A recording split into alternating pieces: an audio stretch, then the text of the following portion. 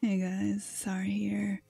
Alright, so this is the second Your Turn to Die theory crafting episode. After we signed off last time, I reviewed the dialogue in Ryoko and Joe's death game night scene after their date in Zero's mini episode. And the dialogue has changed how we view some aspects of our theories, so the theories have sort of just been marinating in the brain, sort of fermenting to their final form until like a giant venomous centipede's gonna come out of the jar of worm toxin at the end.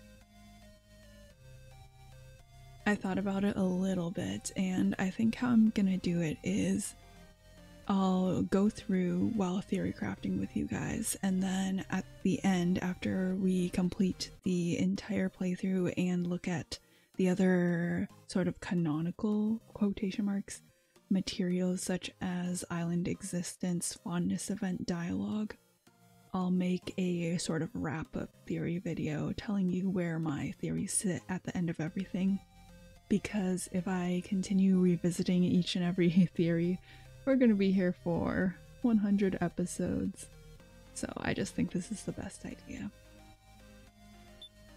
We are going to... I think this is the correct save file.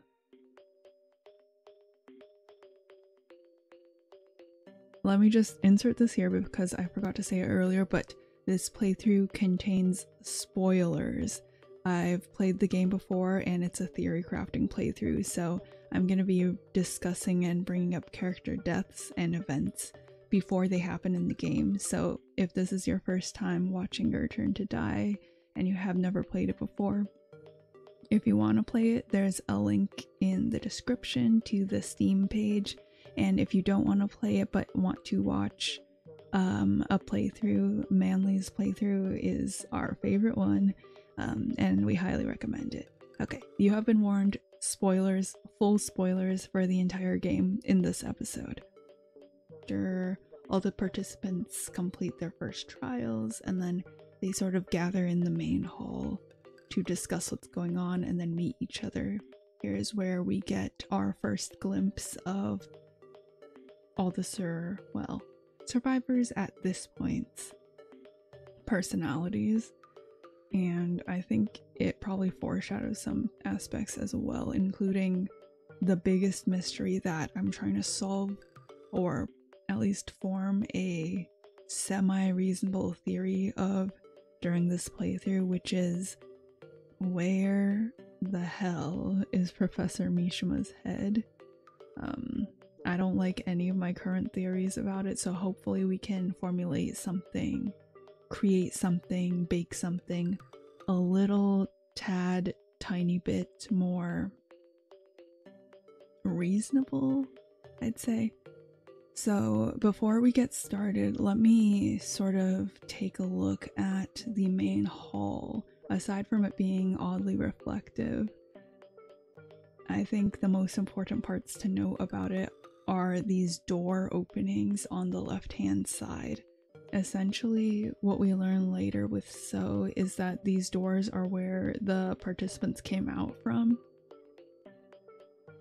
I'm not quite sure what that implies, because I don't believe that all the participants fell like Sarah and Joe did, because the first trial rooms are all on different floors, and I'm not quite sure what the logistics of that is in the death game facility.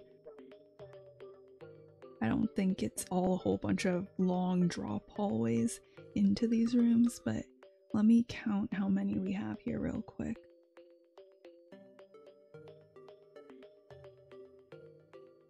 At least 9 rooms that we can see. There might be more and we just can't see them because of the foreshortening. But interesting, 9, huh? The only problem is we know what rooms that some of the participants were in for their first trials, and we didn't see any like chutes or anything to get them from point A to the main hall.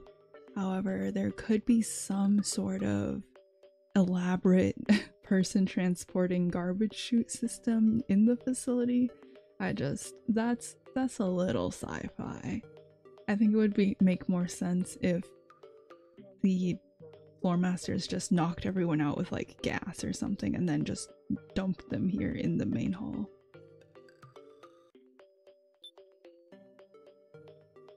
Hey Ghana, some slightly calmer people are talking on the left. What's going on? Feels like we're wrapped in something outrageous. Yes, it would appear so. Have I seen this person somewhere?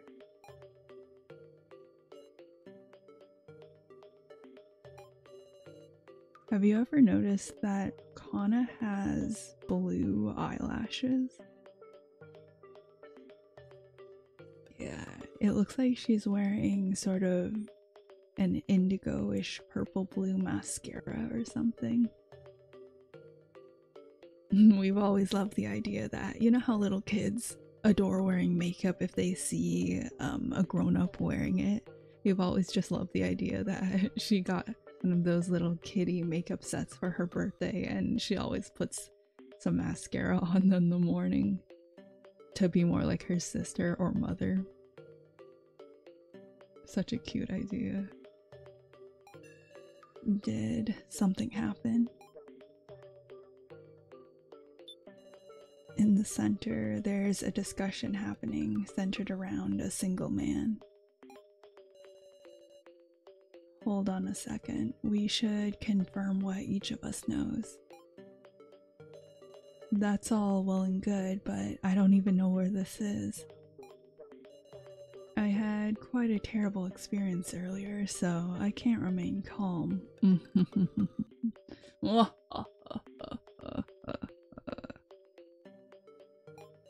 They seem pretty confused. Huh? Joe? He's also wearing one of those collars. With a shiver, I touched my own neck.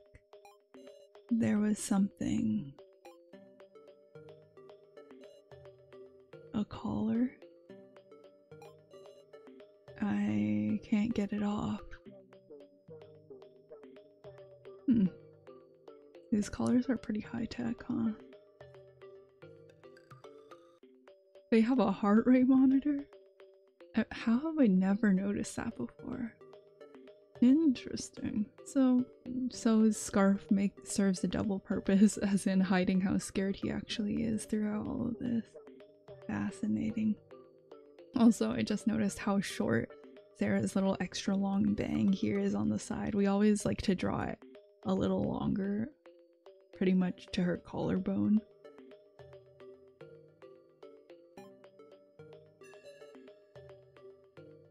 Everyone here had a collar put on them. Looking right, I notice an especially restless woman. Ugh, we've been abducted by some crazy assholes. Be quiet, Meow. Don't scream in my ear, Woof. Hey, Jin. Hey now, fighting's no good.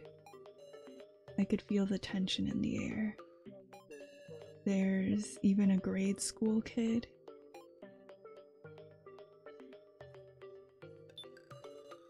Their discussion is still going on.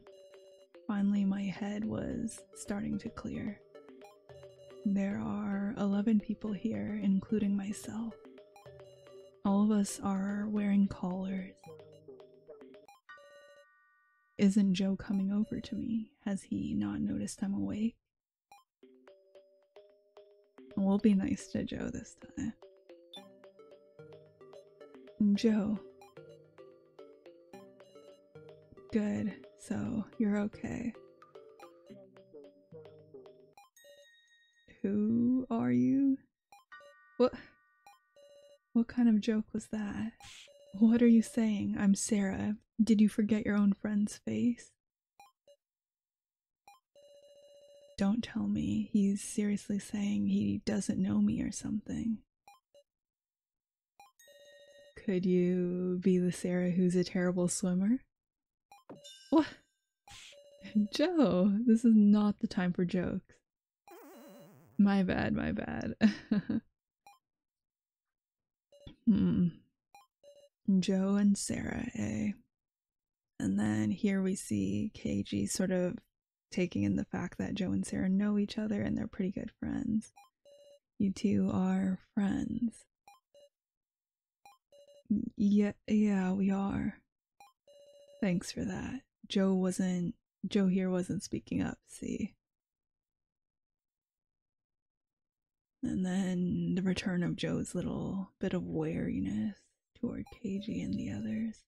Must have been wary of something. Wouldn't even tell me his name. Alright, everybody, listen up. And then here we see KG taking charge. I bet we're all thinking the same thing. What is this place? Why was I brought here? And about all you know is who you are. What are you getting at, I wonder? How about we give introductions? Should ease the suspicion a little, at least. Introductions, you say? Not a whole lot else we can do. Am I right, Sarah? I think this is the first hint we can use to say that KG was shown the percentage sheets at the beginning of the game, just like So was. Not only are their first trial rooms literally across the hall from each other, I'm pretty sure, but he treats Sarah very differently, I think, than how a normal adult in the situation would. In that he seems to have a great deal of faith in her and knows that she's special, I believe, even before we get any of the in-game foreshadowing like Shunsuke's victim video. Let's make a note. This is the first point where he shows us that maybe he knows that we have the highest survival rate, and so he's gonna buddy up to us. Nah, you're asking me out of everyone here? We'll be nice to him, we'll be nice to him. I support it. True. I want to clear up our situation. See, the calm ones know what to say. Okay, once you're ready, it's introduction time. Just tell me when, Sarah. Let's discuss him after chapter 3.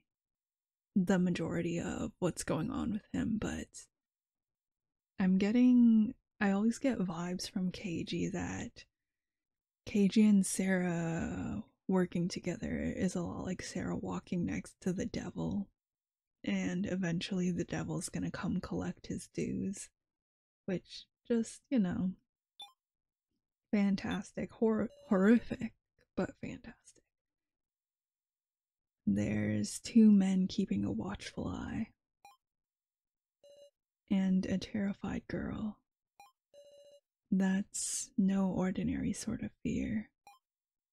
Do you think Kana's hair is naturally dark blue like her eyelashes? Not yet, KG. I can feel the tension in the air. I'm getting increasingly uneasy myself. Right then, time to give introductions. Yeah, let's go, KG. Okie dokie.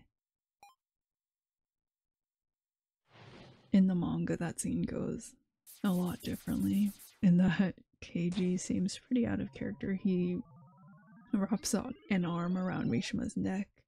Granted, Mishima was acting pretty evil, but, you know, I don't think he would actually do that. So then, I think we should all get to know each other a little more. Meow, so? Mom tells me not to give personal info to strange guys I don't know. Woof. Stupendous. A level-headed child who does as his parents teach him. Yet, this is indeed an emergency. then we must prove that we adults are not suspicious characters. And then immediately afterwards, he does an evil laugh. Whoa, super suspicious. Whoa. Nothing for it. Well, where should we start?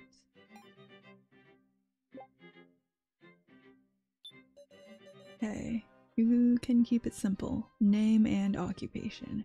Just take turns saying them. Oh, wait. I think this is actually the second flag. I've never noticed it before, but I think it is. I think this is the second flag that shows KG was shown the percentage sheets, because why would he choose name and occupation? I think he specifically chose these 2 points. I feel name's pretty normal, right? But then occupation? Maybe like a normal person would say 1 fact about yourself or something. But this is super specific. I wonder if it's so KG can figure out who's lying to him right off the bat. Because if he was shown the percentage sheets, then that means he knows which occupations match up with which names. And then, for example, if So said, I'm So Hiyori, and I'm a convenience store worker, but then on the sheets, KG saw that there's no person named So Hiyori, then he would know that So's immediately suspicious and untrustworthy. Au contraire, if Sarah says that I'm Sarah Chidowin, I'm a student, then he'll see that even though she has the highest percentage survival rate, that she seems to be not lying right off the bat, and then maybe she'll make a good ally for him. Okay, let's keep going. Just take turns saying them. Choose this topic. Let's go. That's the ticket. And then Joe's suspicious. And then KG notices that Joe's clearly suspicious of him and the others. Got it. The wary ones can be for later. Raise your hand if you don't mind blabbing.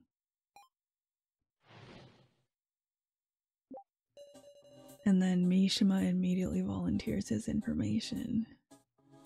This is why I really dislike a lot of the Mishima head theories, because I just want to believe Mishima's a good guy, you know? Hello, I am Kazumi Mishima. I teach at a certain high school. Eh? You're a school teacher, woof. The world's going to the dogs, meow. Oh, I love Jin so much. No, boo-hoo-hoo. He's pretending to cry. Name's Reiko Yapusame. I'm a singer-songwriter. Oh, I think I've seen you in magazines. You're the Reiko Yapusame? Dude, is this the time now? Really, man? I'm sorry. I am Kai Sato. I'm a rather unremarkable homemaker. In the manga, he says that he's a house husband, I'm pretty sure, which, you know. What's with the stuff behind you? It's a frying pan and a ladle and a spatula. I didn't mean it like that. I mean, why do you have it? Kyutaro Burgerberg. I'm a baseball player. Second string, though. Our theory for why Kai has items and the others don't is that Kai had his first trial in the kitchen, and while he was there, he picked up the knife and kitchen tools. So that means everything he has on him is like death game approved. Whoa, that's why you're so big. 193 centimeters, and strong to boot, you hear? No one else wants to talk. Well then, Sarah, how about you try asking things to people you want to hear from? Notice how KG hasn't said his details, right? He didn't say anything, right? I don't think so. So he's like volunteering other people and sort of leading the discussion, but he's not volunteering any information about himself. Me? And then here he's pushing Sarah again to be the leader of the group. Yeah, unlike me, people aren't wary of you, right? I mean, that's true that Sarah is someone that the others wouldn't be wary of, but why wouldn't he choose like Reiko, who said that she's essentially a pop star, very charismatic, and she volunteered, or Kyutaro or anything like that? I mean, did Sarah even volunteer her information? I don't think she did. I do want to question people, but I'm kind of worried about her. I'll start with who I'm most concerned about.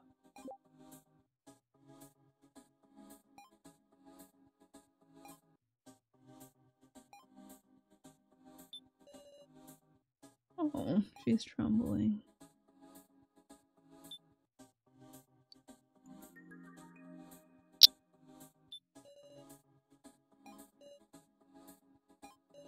She's not in a condition to talk. Are you okay? Don't be afraid. I won't do anything. I gently place my hand on her trembling back.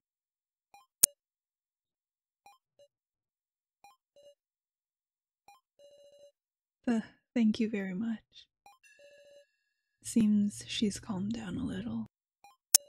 I should try talking to her again.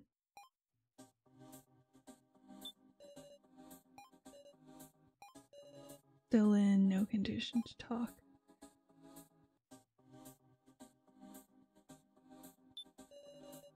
Reiko Yabusame. I'm a singer-songwriter. Just like the flirty guy said, my band's made enough of a name to get into magazines. In the unofficial version of the translation, Reiko describes Joe as a gaudy guy instead of a flirty guy, and I actually think I like gaudy more because it refers more to Joe's sort of aesthetics. Flirty's alright too. I guess he does sort of look like a playboy. Don't call me the flirty guy. We'd finally made it to the starting line. The whole future stretched ahead of us. Is that makeup for performances? Like hell, the fans weep if I went onto stage looking this plain.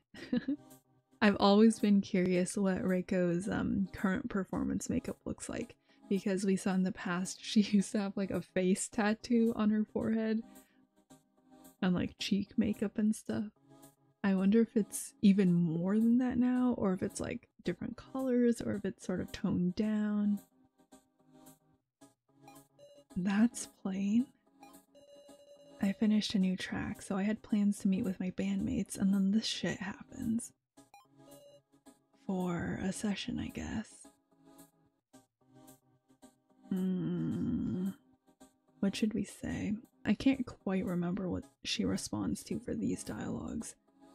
Was your instrument taken? We know that she's going to talk about the bongos and then she can't contact them. I guess let's choose this one.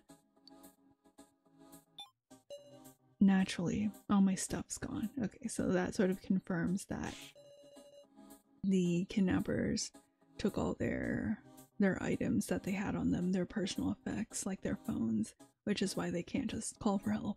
Even though it would probably be useless since Asunaru essentially controls the entire city. Reiko says, my precious bongos, my phone, my wig. Oh, okay. Even though it wasn't a performance, she was wearing a wig. Interesting. Do you think it's the same wig or a different one? I'd probably say it's a different one. Just because of how traumatic, like, her previous band's dissolution was. It's probably not the same cotton candy color scheme. Interesting. That makes me want to see it even more though. I think this is something that's actually possible. One day we'll probably get like a poster or something as merch for Reiko's current band.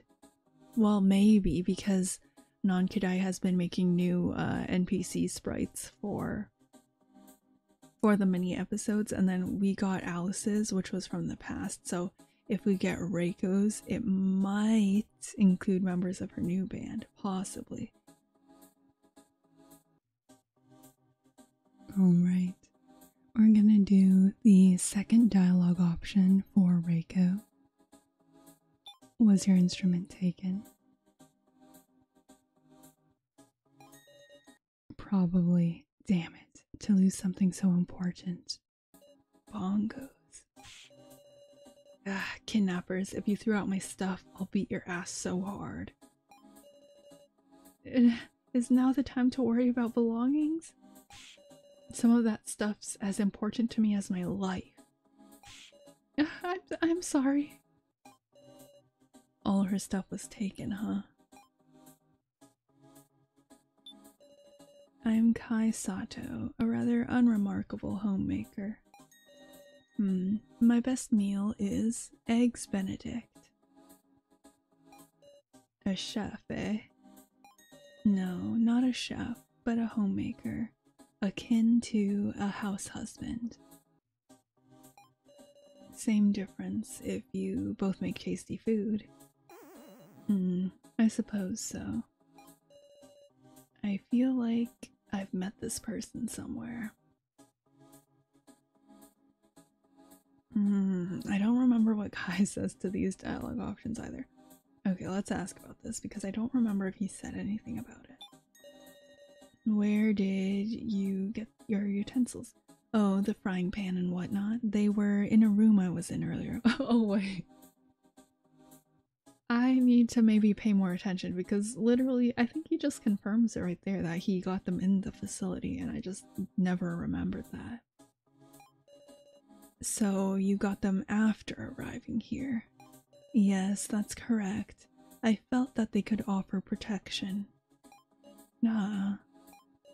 It didn't even occur to me. Would you like to use one? Huh? For protection? Yes, I'll offer anything but the frying pan.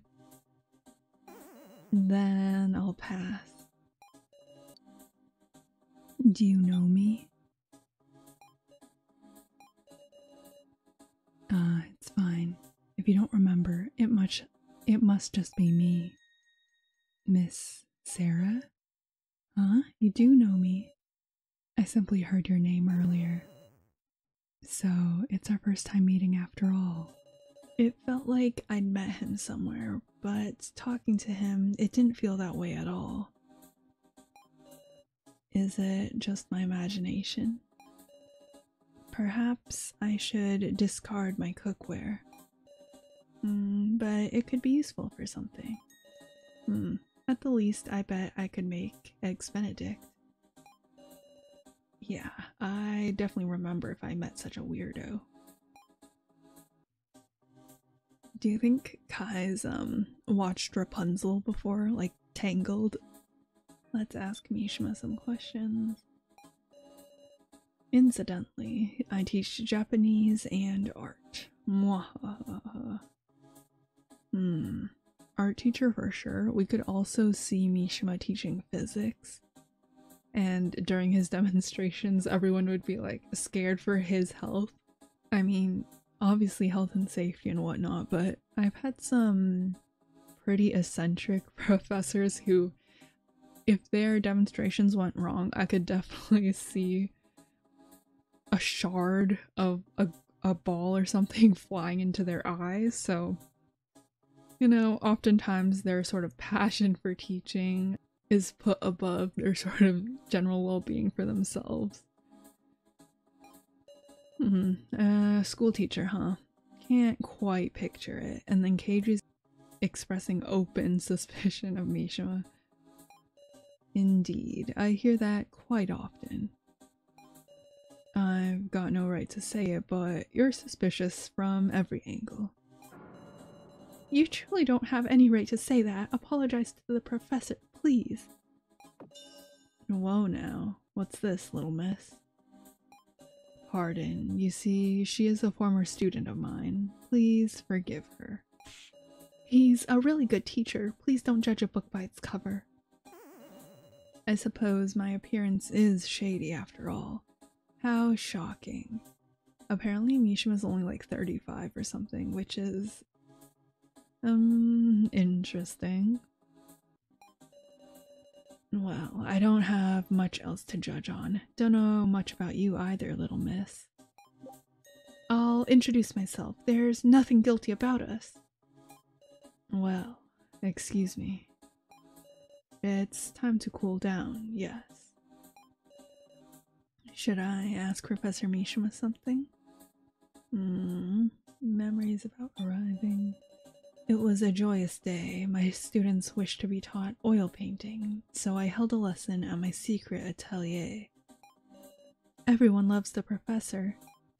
I drove everyone home as well, and while heading for the last house, there was a security checkpoint. After being stopped there, it seems I lost consciousness. When I awoke, the first trial began. Ideas about this incident. I don't recall earning anyone's ire. I see.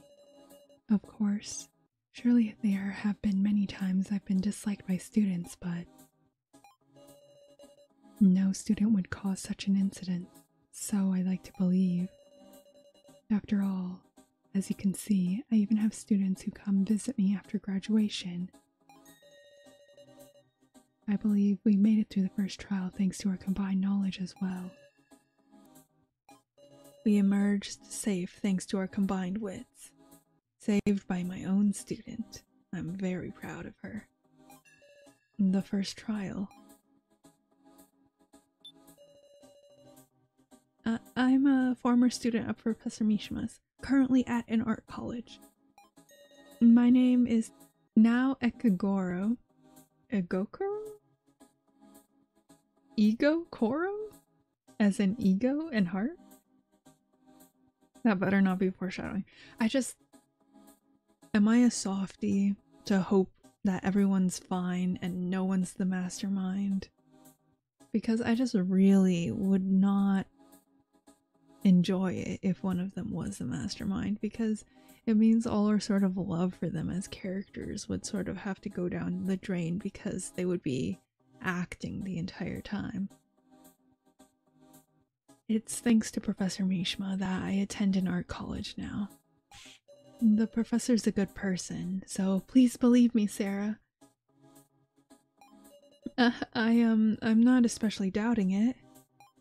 I can just imagine now grabbing Sarah's shoulders and just sort of shaking her like, please believe me. Yep, just Mr. Policeman here who suspected him. Is Keiji making us the good cop to his bad cop? Then please repent. Sure, Professor Mishima is not suspicious at all. So you understand. In that case, my work here is done. I should ask now something too. We know about Nao's first trial. In the first trial, it was terrifying. It was a game where we were tied to beds and had to escape with just one key. That's the same thing we did. Memory of being brought here. My memory of being brought here. Sorry, it's the same story as the professor's. I lost consciousness in the car at a security checkpoint. Other than that, all I remember is the first trial. Professor Mishima instructed me to use the sandpaper on the key, then I unlocked his restraints. Honestly, it's thanks to him I was able to stay calm. Trust. Was that a game that evaluated trust? Then why would the culprit make us do that? Were they watching? watching a despicable game that toys with people's lives. Sarah, are you okay? You look kind of angry. I'm fine. I don't like that policeman, but I kind of like you, Sarah. Eh? Please take good care of your friend from now on. I'm counting on you. Ah.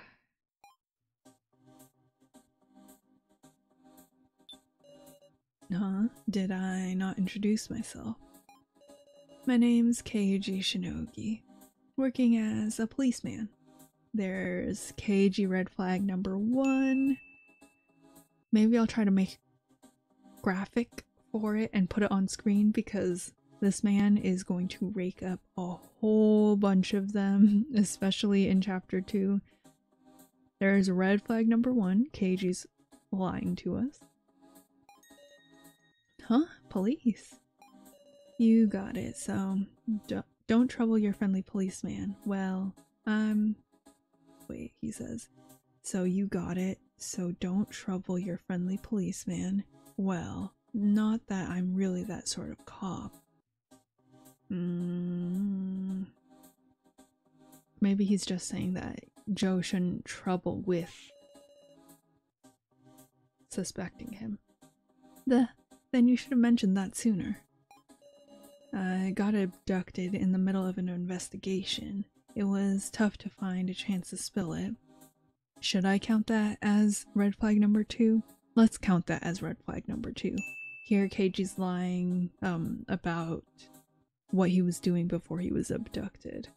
He was probably just at a bar or something getting wasted, but you know, it's possible he was doing something else suspicious, so let's make that the second one. I'm gonna lose count after a while, so maybe I should add a number to the counter too. Shouldn't have been wary. Damn it. Wonder if we got caught by that criminal group. For this one, we'll say criminal group because I think the more interesting response from Keiji is the investigating alone one. A criminal group. A group of petty thieves. I doubt they're related to this, honestly. And none of your coworkers are here? Sure aren't. I mean, technically not alive. Megumi's not in this room. And do you count a corpse as being in a room? You were investigating alone? I was riding with my a coworker. Interesting slip there from Keiji. But I ended up alone for a second, got conked out, and here we are. And none of your coworkers are here? Sure aren't. So it's not like everyone came in pairs. I wonder if the sprites Keiji has indicate his lies? For example, when he said that just now, he looked off to the side, not meeting Sarah's gaze.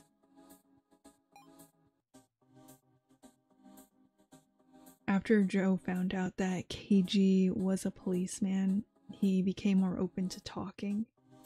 So I think that does make us believe that he did try to call the cops.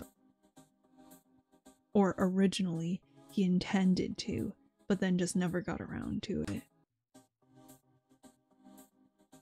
Seems he does trust them still. Me and Sarah are high school classmates. Sarah was being harassed by a stalker, so I went home with her that day. There was an incident, so I called the police, but I heard Sarah screaming, so I ran upstairs. Oh, okay. Let's pay attention to this, because after this, Joe says something that a lot of people find pretty suspicious. And there stood that damn stalker. Why would Joe say this? If it's not true, which I doubt it's true, what is the motivation for him to say this?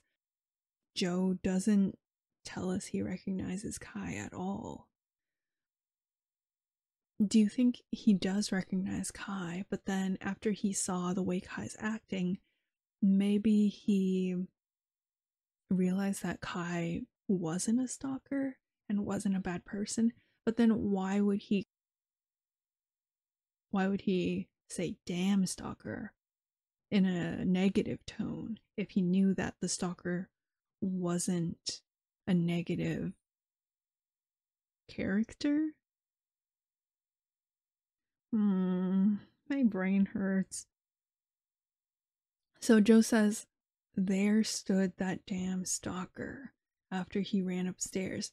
There is frankly no way that Kai could have been upstairs unless he was in Sarah's room kidnapping her, because after Joe enters the house, he stays in the foyer, and then Sarah goes up the stairs. He hears Sarah scream, and then he runs up the stairs. So there's no time for Kai to enter the house through the front door and then slip past him up the stairs. It wouldn't work like that, given the time frame and given the layout of the house. And it looks like that is the only entrance to upstairs. Would Kai be in the house since Sarah and Joe ran super fast home? I mean, it's possible, I think, that Kai could have ran a different path and then slipped in through a back door we don't see or something and gotten home before them. But I just don't find it likely. Because if Kai was trying to warn Sarah, why would he also be kidnapping Sarah? Again, I'm just very confused about why Joe is saying this, because my impression of the scene is that Joe didn't see anyone there. So why would he be lying and saying that he did see someone there? Let me try to brainstorm a possible motive. 1, he wants to validate what Sarah's saying to the group to make it seem like Sarah's a victim and not someone that should be suspicious to the group, by saying that oh yeah, my friend was being harassed by a stalker, obviously she wouldn't be the kidnapper. Or maybe 2, he's trying to look brave. He's saying, I can be useful since I saw a stalker and I tried to punch them and I didn't run. This is sort of dangerous though, because if he's lying that it was the stalker, this is going to make everyone else believe that the kidnapper kidnapped them all after stalking them, and that could be greatly misleading because he's making it sound like it was only one person who kidnapped everyone. Potentially. Let's keep going. Huh? That's the first time I've heard of that. Yeah, because it's probably the first time he's made it up. Didn't have the chance to mention it. So I worked up all my courage to punch the guy. Of course, I'm awful at fighting, so since I don't remember winning, I'm guessing I lost. That's why I know that Stalker is the culprit of this case. Joe does not know the stalker is the culprit of the case. It might be his hunch, but that could be so dangerous. Interesting. Go on. Sorry, but that's all I got since I fainted. Then again, this isn't a stunt just one jerk stalker could pull by himself. Okay, so he does know that it probably wasn't one person. It's an organized crime, right, Mr. Cop? Maybe he thinks there's an organized crime ring of stalkers. And then he just made this up to validate his theory. That way people can get the ball rolling. My biggest problem with the idea that Joe really did see Kai there and just didn't see Kai's details is they're already stretching it with the idea that Sarah saw Kai on the road under the street lamp, yet didn't see any of his details. Like, yes, Kai is represented to us, the player, as a black pixely blob, but to Sarah and Joe, someone standing under the streetlight you should be able to make out at least their height, their general build, their hairstyle, maybe even their face. Like, it's a light, you know, it's not the shadows.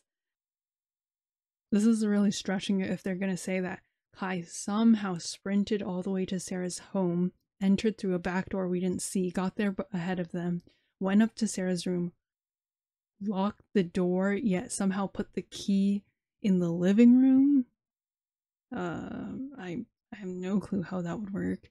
And then when Sarah entered her bedroom, Kai knocked her out and then stood on the top of the stairs. Oh, no. Then Kai would stand at the doorway of Sarah's room. Joe would walk up the stairs, see like a silhouette of Kai inside Sarah's room, but it was like kind of dark, so he didn't see the details. And then Joe would try to punch him, and then Kai would knock him out. I also feel like that's sort of out of character for Kai, right? Because then we have to assume Kai's evil, and he wasn't trying to warn Sarah. But he seemed pretty sincere when he did.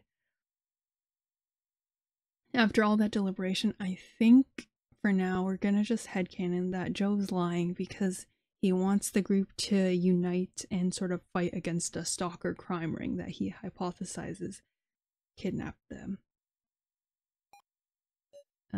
Could be. I wonder if there's one in our midst. No, Joe's a little suspicious look. A collaborator with the culprit, playing the victim to blend in. Huh?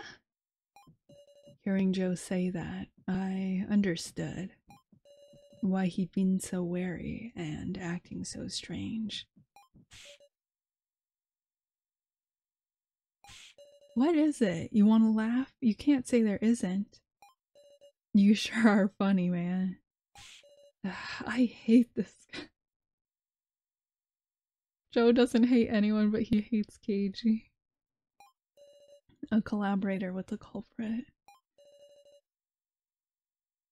Maybe there could be something like that. And then KG's being the smarter person here, because obviously even if there is, he doesn't want like the possible traitor to put up their guard. He doesn't want the group to splinter, you know. He's just being a little smarter than Joe right now.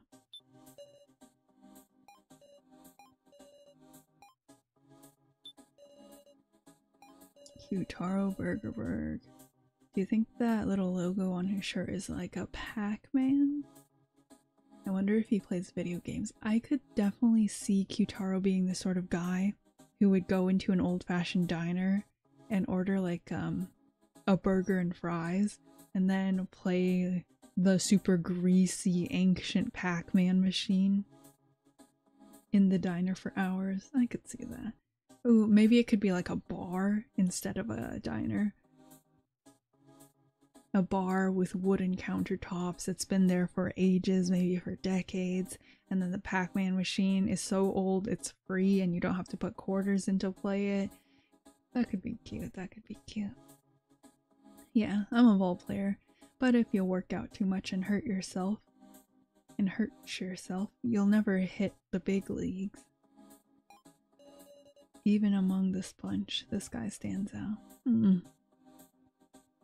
I guess Yttd did sort of know Yttd's backstory before Chapter 3 memory flashbacks.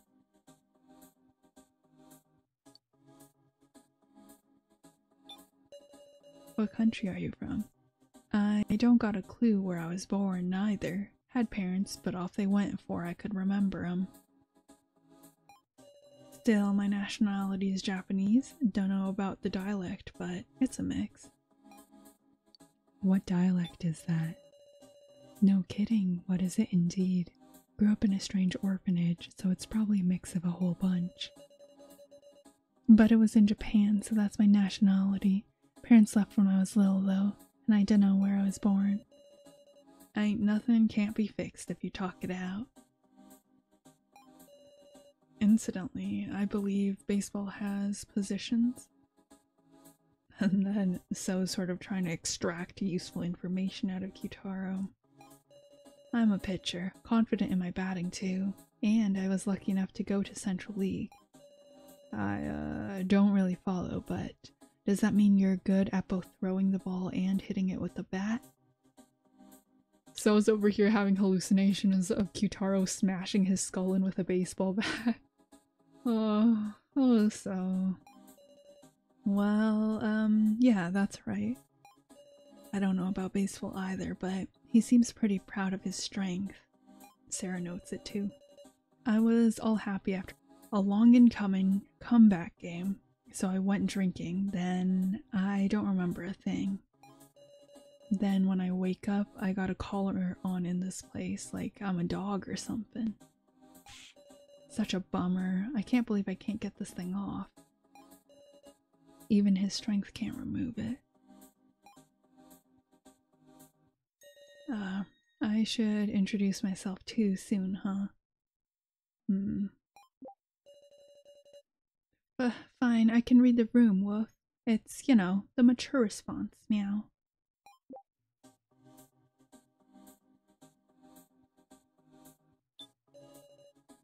Then I should introduce myself too, yeah. My name's Sohiori. Well, just a job hopper. At this point, both So and Keiji would know that people died in their first trials, like before it even gets brought up, because a whole bunch of people aren't here. And Kyutaro is also one of the highest percentages, so that means both Keiji and So would know to be wary of Kyutaro. At least So would, which means his questions earlier are to probe Kyutaro for information.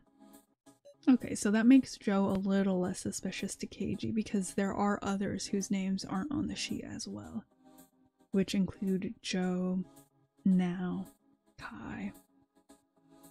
Okay, that's quite a few people, so there's like 4 people not on the sheet.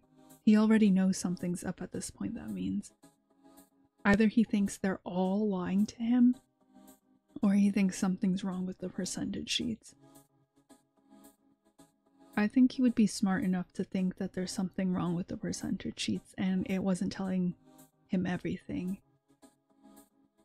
While someone like So and Kai might make up false names and occupations, after Joe found out that Keiji was a cop, he was pretty open to him, and also Joe and Sarah were talking to each other, so he knows Joe is probably Joe's real name.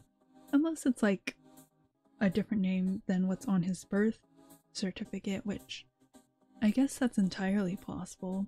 Maybe he thinks Nao's actual occupation is like student or something and she's a little younger, so Mishima's lying and saying that she's a college student to make the others like not vulture hover over her and see her as a weak target. Interesting. Keiji's psychology is just... I feel like I need to grow a second brain in order to understand it. So, living hand to mouth, meow? Hey, don't put it like that. It's not a ton, but I've got savings. Why wouldn't you introduce yourself at first? Naturally, I was wary like Joe was. Plus, just saying I'm a job hopper, it's a little embarrassing.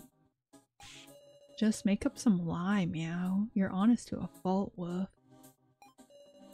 Hey now, I don't know about that. You can't trust people like that, right?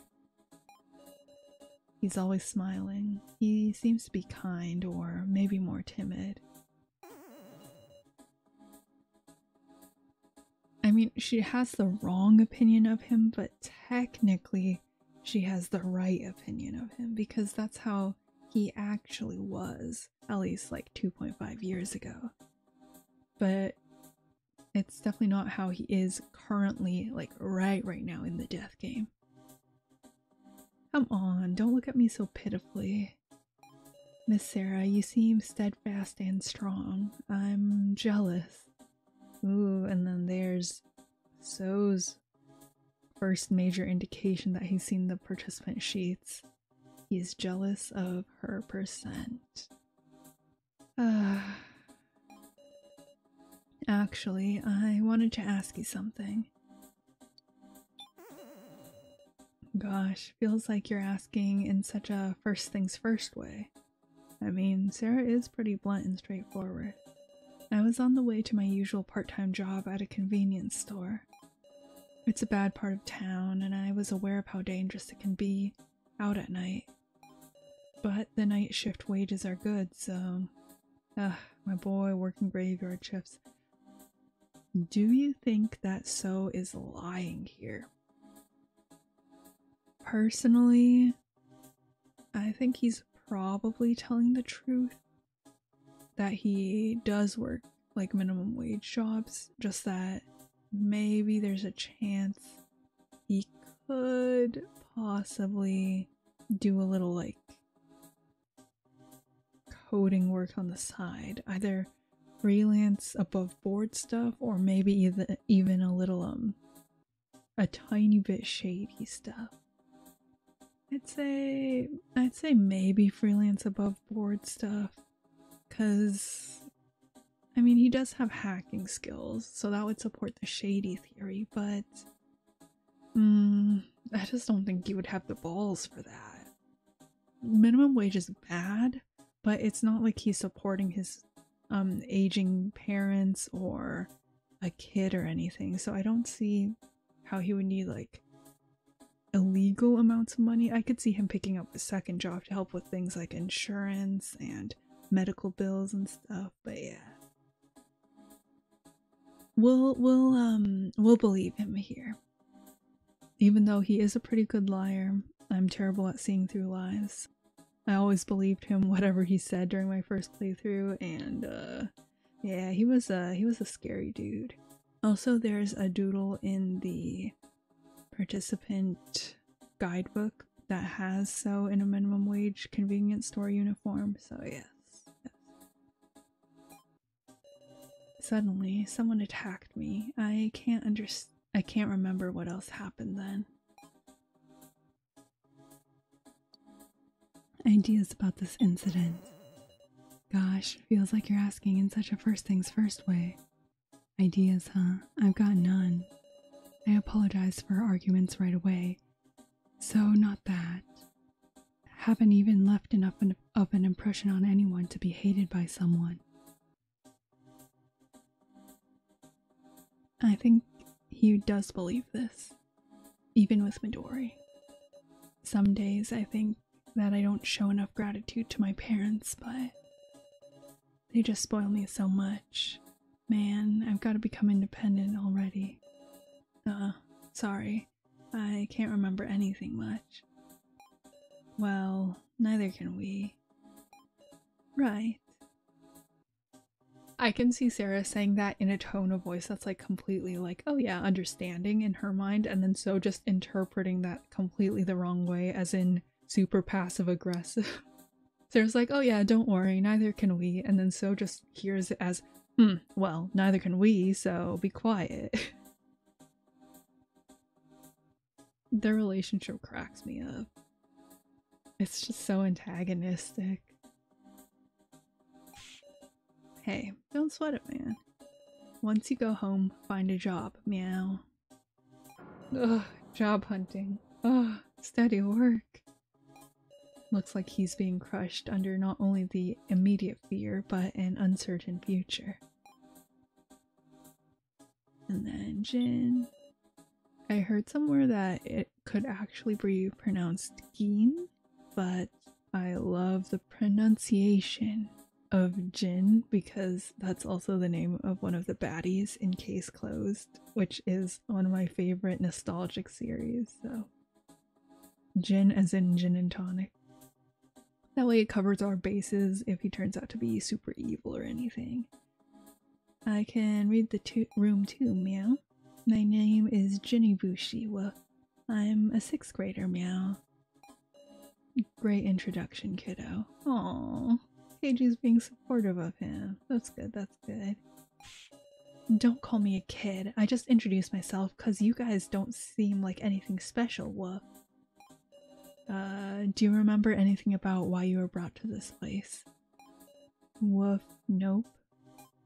Mom was late coming home, so I stayed to wait, and I heard the intercom, so I thought she was back and opened the door, meow.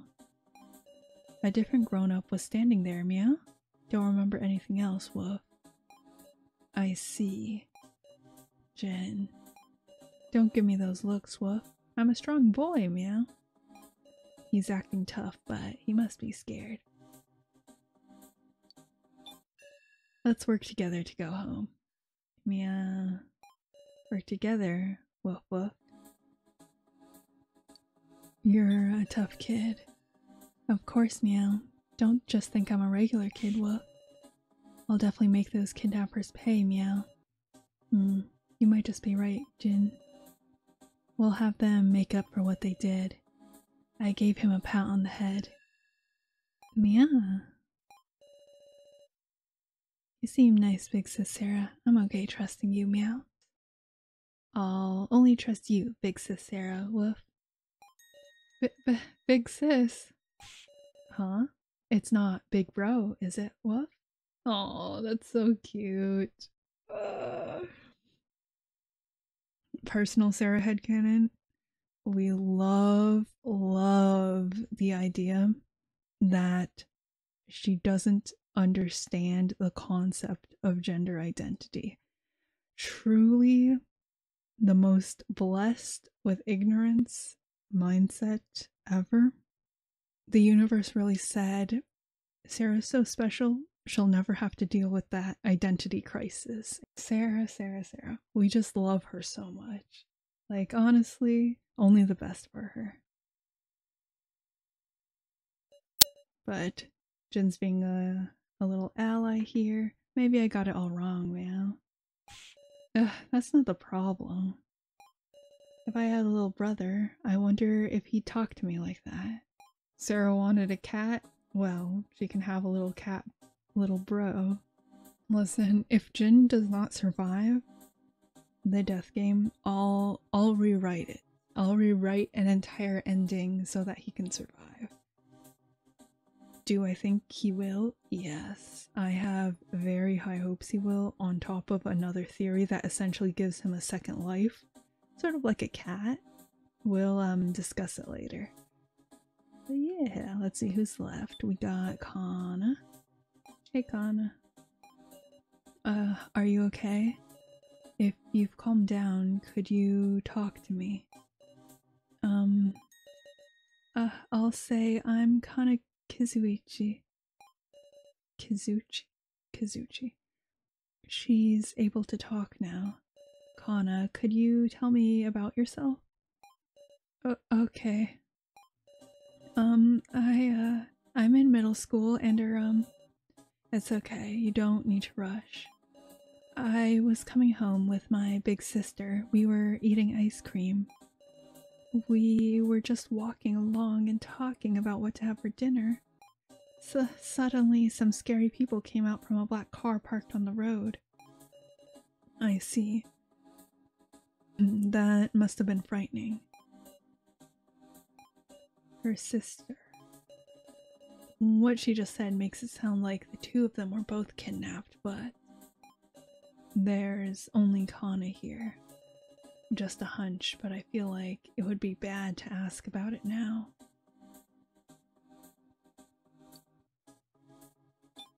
Could you tell me about what happened after you arrived here? Here? After I came here, my sister.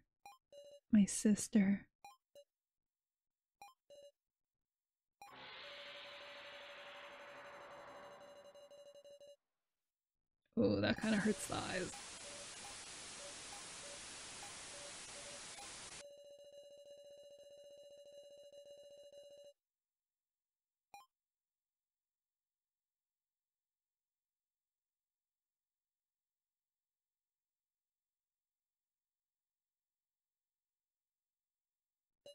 Sarah, how's Kana looking? It looks like she's passed out. Damn it, this is some messed up shit. She died? What the hell did this poor girl do, huh? Does the culprit even have a heart?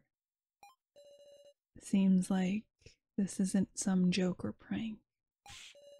I don't like this. This is too awful. Just too... Hey now everyone, don't lose your cool. You've got your friendly policeman here. Hey Keiji, you're the reliable one here. What should we do? You've sure changed your tune.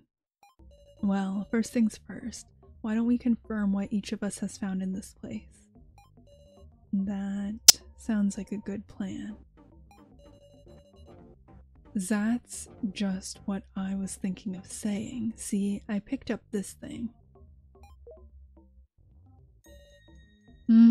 The box. It's a huge box, meow. Bet you could fit a whole watermelon in there. Not the foreshadowing. Was this from the first trial? Yep. Though I mean, bringing this box was the point of the first trial. Say what? Did some people have different first trials? We can discuss that later. First off, let's open up this box. I actually think that's the third hint. Clue? That Keiji saw the percentage sheets for his first trial. Because when the topic of, oh, some people had other first trials came up, he immediately changed the topic. Which is something we're gonna later see Keiji do with a lot of stuff he doesn't want to talk about, including his backstory. I think at this point, I'm just gonna confirm it in my head that Keiji did see the percentage sheets for his first trial. In addition to whatever weird thing Megumi had going on. Maybe his first trial was an ultimatum that said, you can either save Megumi, or you can have this information that will help you survive in the death game, that being the percentage sheets. You know, I actually really like that theory, because beforehand we had no clue, like, what the heck, Keiji man, you didn't even try to save her, you just walked away. But if it was like a choice, and he had to choose between Megumi, who he had some long deep-seated grudge about, and information that could help him survive, I think Keiji would absolutely choose the information. Not out of necessarily deep malice for Megumi, but more of he can't afford to save her at the moment because he's in his like survival mode. And then that would sort of explain why he doesn't feel much guilt about it, because if the option came up again, he would obviously choose the same thing that he chose before, which is having an advantage in the death game. And we'll see later that this extra information of siding with Sarah gives him a massive advantage over So, who like dies because he used that information wrong and didn't side with Sarah. So Keiji would obviously be like, yeah, my choice was correct because it allowed me to ally with Sarah, who is clearly favored to win the death game, and by proxy, everyone else trusts him more because of it.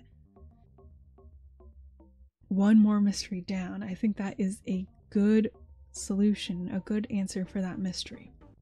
Now, let's think about this evil yellow box. There are so many mysteries regarding this box. I think one of my biggest questions about it is, if it's so big that they had to have Kyutaro bring it in, how is Now able to lift the box effortlessly later when she runs off with it? It ain't gonna open. It's got these keyholes, see? Sarah, do you have any ideas? What, me? And then that's Keiji. I'm gonna say this is Keiji red flag number 3? Is it 3 now? He says he likes catching Sarah off guard. That's a red flag. That's a red flag. It is. That's some Midori shit. That's a lousy reason. Fetch an item in your possession so you can use that item on a person or object. This is it. The key fits perfectly in the hole. We're gonna note this exact wording.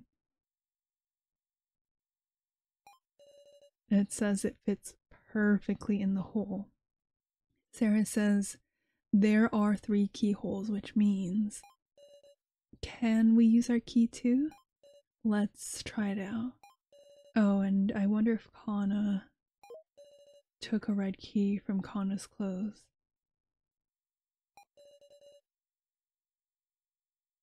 I just got confused there because Sarah called her key red as well, but I guess she's still calling it a red key even though the end of her and now's was shaved down to be green. It's not whittled down, but it fit in the slot.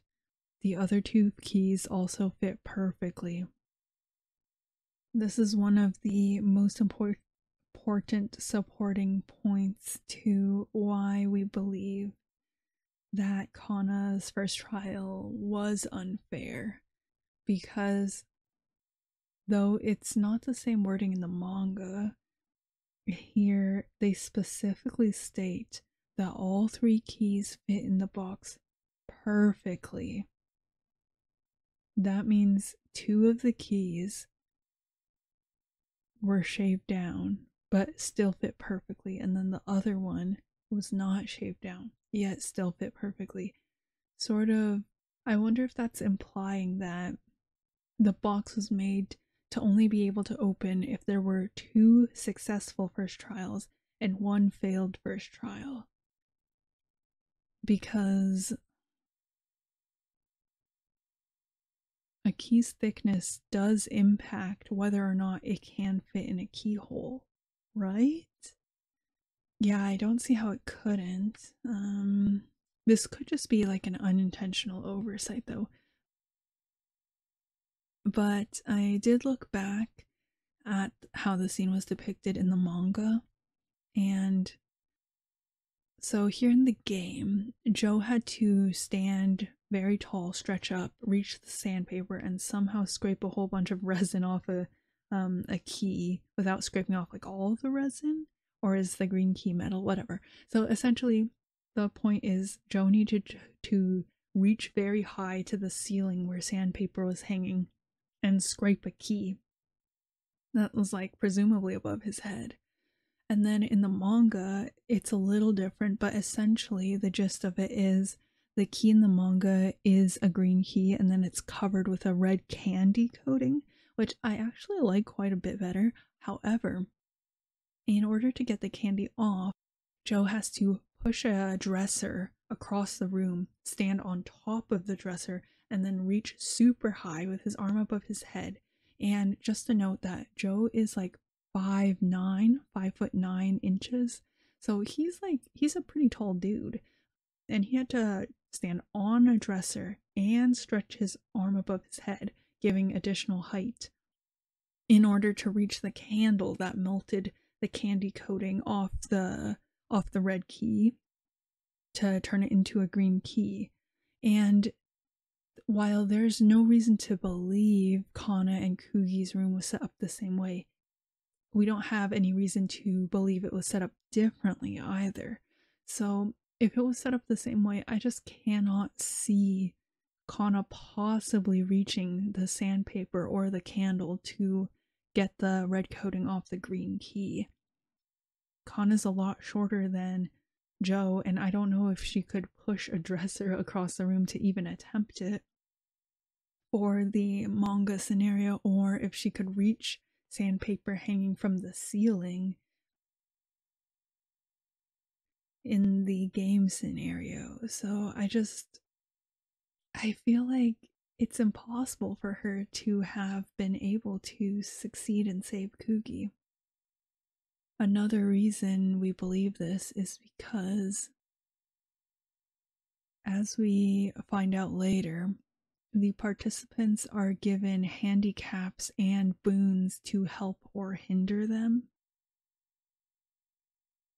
For example, Sarah's hindrance, the rock dragging her down, is her connection with Joe, which makes her more trusting, more friendly, less proactive.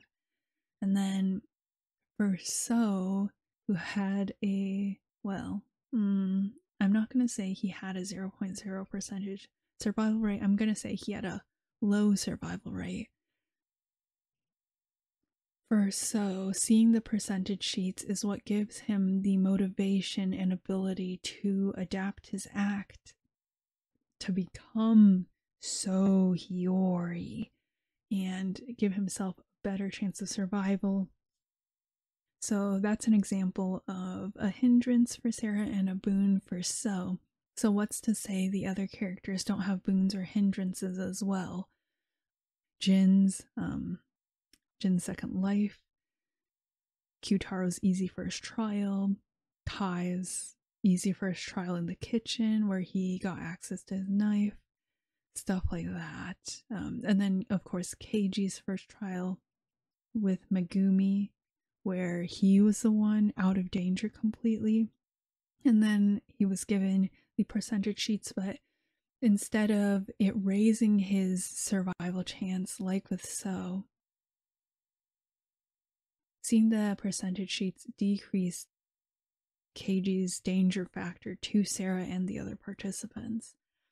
Because he saw there was someone with a higher chance of survival than him, he went from being on the attack and being more shrewd to, I would say, being more cooperative and manipulative from the shadows, which, might be harmful in the long run, but in the short run, he's not openly trying to antagonize Sarah or the others or trying to harm them to survive. He's working with Sarah and the others, giving them all a better chance of survival. Kugi's death is what jumpstarts Kana's personal growth. She no longer has someone she can rely on. She has to grow up and sort of find a way to stand on her own 2 feet. It's a little bit of a shaky path, but we see that she eventually does get there. I don't know how long I was talking, but TLDR, we don't think Kugi had a chance of surviving the first trial. Let's unlock this box. Alright, this might be dangerous, so leave it to the policeman. And it's open. What's inside? You might not want to look. Here Keiji is looking again to the side when he's a little bit uncomfortable. I think the hand on his neck is also an indicator that he's uncomfortable, and he does it a lot. We'll keep an eye out and see if there's any exceptions to this observation, but yes, very interesting. Unfortunately, I saw it before Keiji could speak. Ooh, here she comes. Darling, love of our life. Inside was a person's head. Oh, she's so pretty.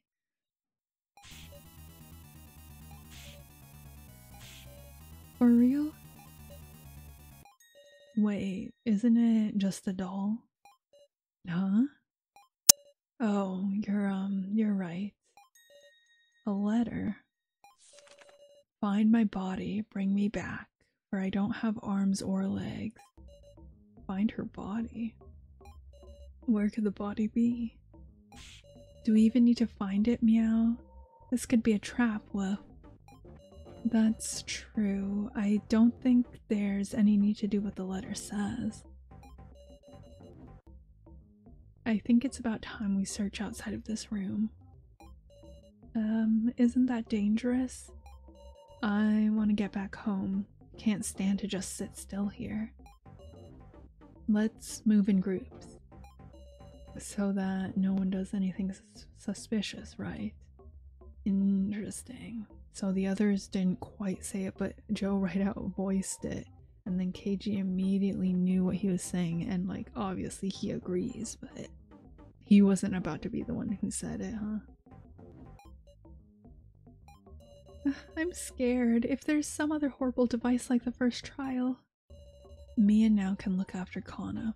if you guys are in danger, haul ass back here. I forgot how much I missed Reiko too. Just all these characters are so good. Well then, who should I go with? Let's be extra creepy. Someone to keep an eye on. Let's see.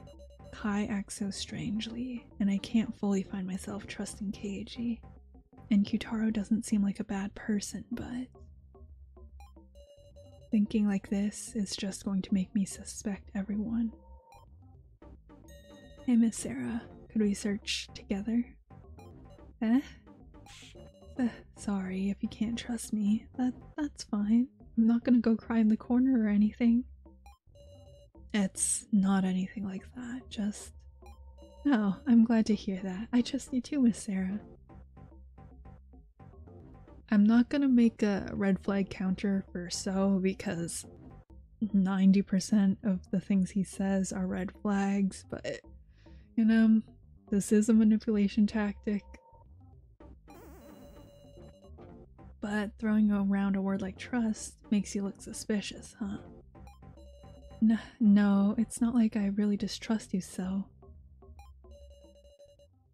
I mean, Sarah's not lying, but So is definitely lying here.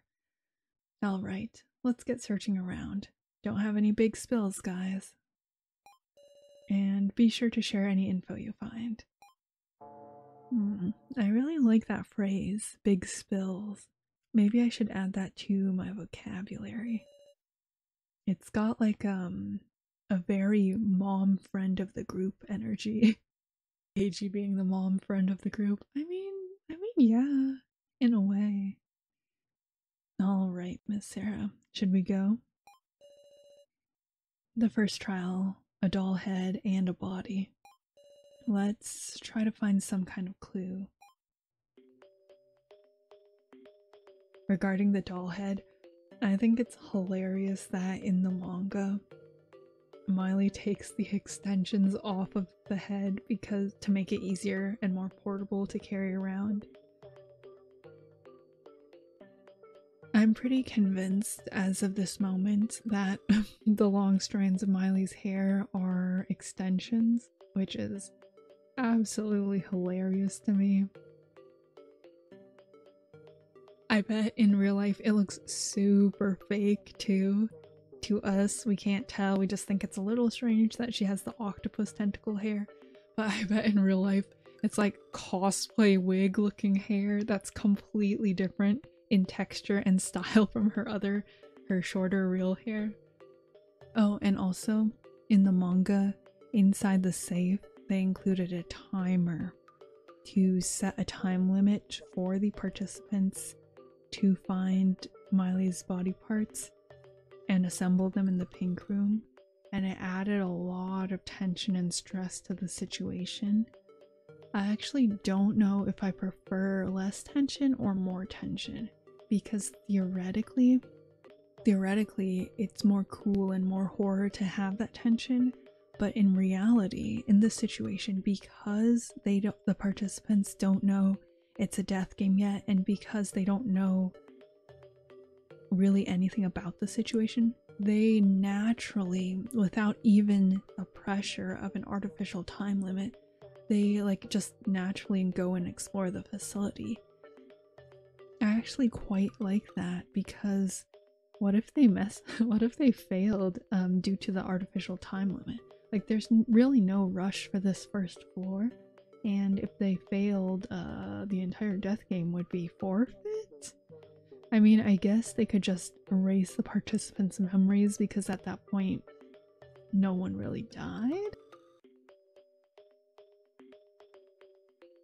But it seems like an unnecessary hassle. Let's do a little exploration. Nao and Reiko are looking after a fainted Kana. Sarah, come running if you're in danger, alright? Feel free to leave the heavy lifting to the guys.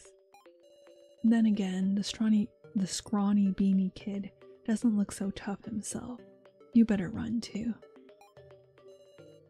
What a cutting remark. Best of luck, everyone. I forgot how much I love Now as well. She just, from the beginning, she always had Sarah's back. She instantly like developed a liking to Sarah, and honestly, I don't blame her. I bet So must be quite horrified to see that just in the first 15-30 minutes of meeting everyone, Sarah has so many people in her pocket already, on her side, without even really doing anything. I bet it's just terrifying. For example, Jin calls Sarah his big sis. Now says Sarah's her friend and she'll be depending on Sarah from now on. Joe is already Sarah's friend and they clearly have a history and trust each other. Keiji is pushing Sarah onward. He's on her side. He's backing her up. He instantly sees that without even really trying. Sarah just magnetizes all these people to her while he has to work super hard to get anywhere, to gain any ground or gain any trust, and I bet that's crushing. Delicious, delicious pain. Floor plan wise, we see that there's 3 doors on the far side of this room, and I bet that's corresponding to these 3 locations. The question is which door corresponds to which location.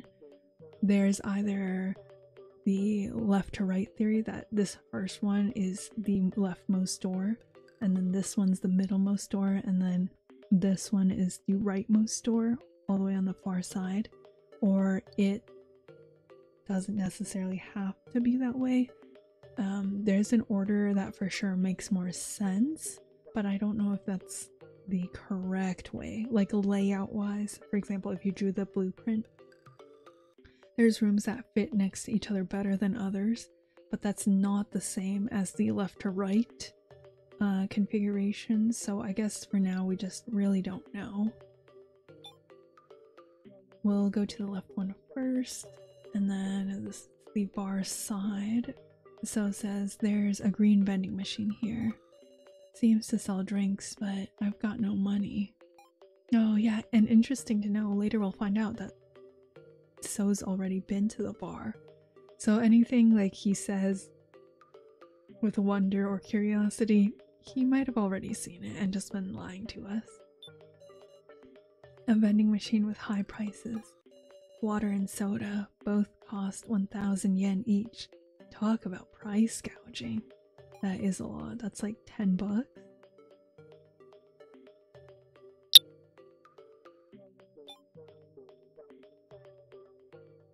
Jin's little head sticking up above the bar. This looks like a bar. Yeah, so you've seen it before. Seems to be a lot of alcohol present, but you're underage, so keep away, Miss Sarah. You'd better not drink at a time like this either, so... On the other hand, some might say there's no better time to drink. What kind of alcohol do you think So drinks? Actually, alcohol is pretty expensive. We actually headcanon that his poison, is that how you describe? Yeah. His poison of choice is a vaping, which so bad for his lungs, but honestly, yeah, it's in character for him to us. Jin is searching at a low eye level. Bars are just full of alcohol, meow. I hate alcohol, woof. Oh god. And I hate my drunkard dad even more, meow. Your dad has a bad habit of drinking? He's an annoyance, woof. When you drink, you gotta be sure not to get swallowed up yourself. I'm drinking H2. I ought to be careful. Professor Mishima's inspecting every inch of the room. Oh, Miss Sarah. Have you encountered any dangers? Please, take utmost caution, yes. I feel there's something on the side of the counter.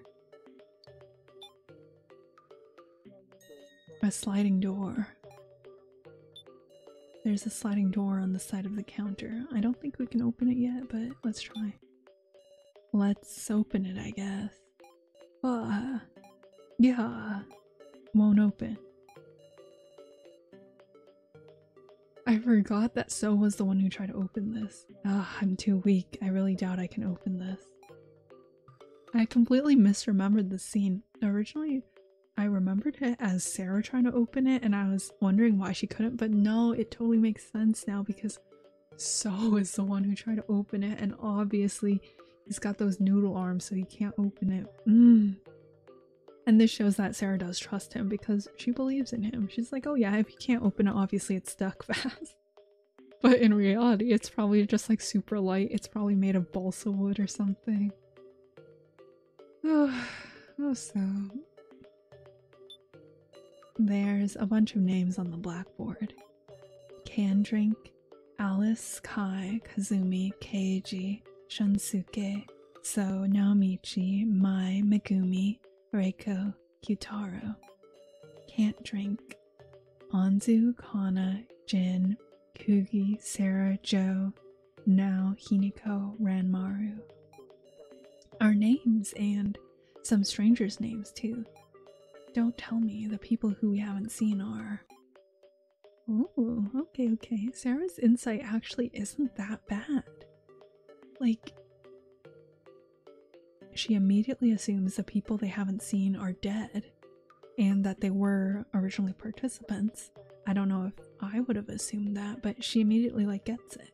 And then she understands that at the base of everything, I guess, So is not a bad person, even if it's like subconscious. Not bad. Alcohol. They actually look kind of good. I wonder what kind of spirits they are. A variety of alcoholic drinks. None of the drinks seem especially noticeable. They actually look like they're all the same drink, but there's this gin that's colored with the blue butterfly pea flower blossom thingamabobs. The thing that makes food blue, and then if you add like lemon it turns pink from acidity change. But yes, there's this gin that's flavored with it, colored with it, and the color in the bottle looks just like Sarah's eye color. I've been trying to see if I can track down a bottle sort of on the side, but I also don't really drink, so I'll look for it next year when the finale comes out, and then we'll have like a toast to Your Turn to Die and the game and stuff. Yeah, that sounds good. I haven't had a drink in a couple years, so that'll be the correct occasion. Alright, let's go back to Central Hall. One of the other headcanons I'm trying to form is a mental map of where in the facility, in which rooms the participants are at what times, especially in this first chapter, because we know for a fact that some things happen and some conversations happen that Sarah doesn't see because she's only one person. So if we can sort of mentally track, for example, form a mental image and then have little mind blobs of everyone's icons, like little circles, like Among Us map, and then they move like around as everyone moves around, I think that will be extremely helpful to forming theories. So right now is the first scene of everyone like around the facility before the lights go out, before anyone moves places, before scene changes happen. So I think now is a good time to set a preliminary mental map of where everyone is. So we have now Kana and Reiko in the main hall. They'll stay here for a while. And then we have Jin and Professor Mishima in the bar, and no one else is in the bar branch. And then we know for a fact where So is right now. We're gonna have a tough time tracking him later, but for now, he's with Sarah.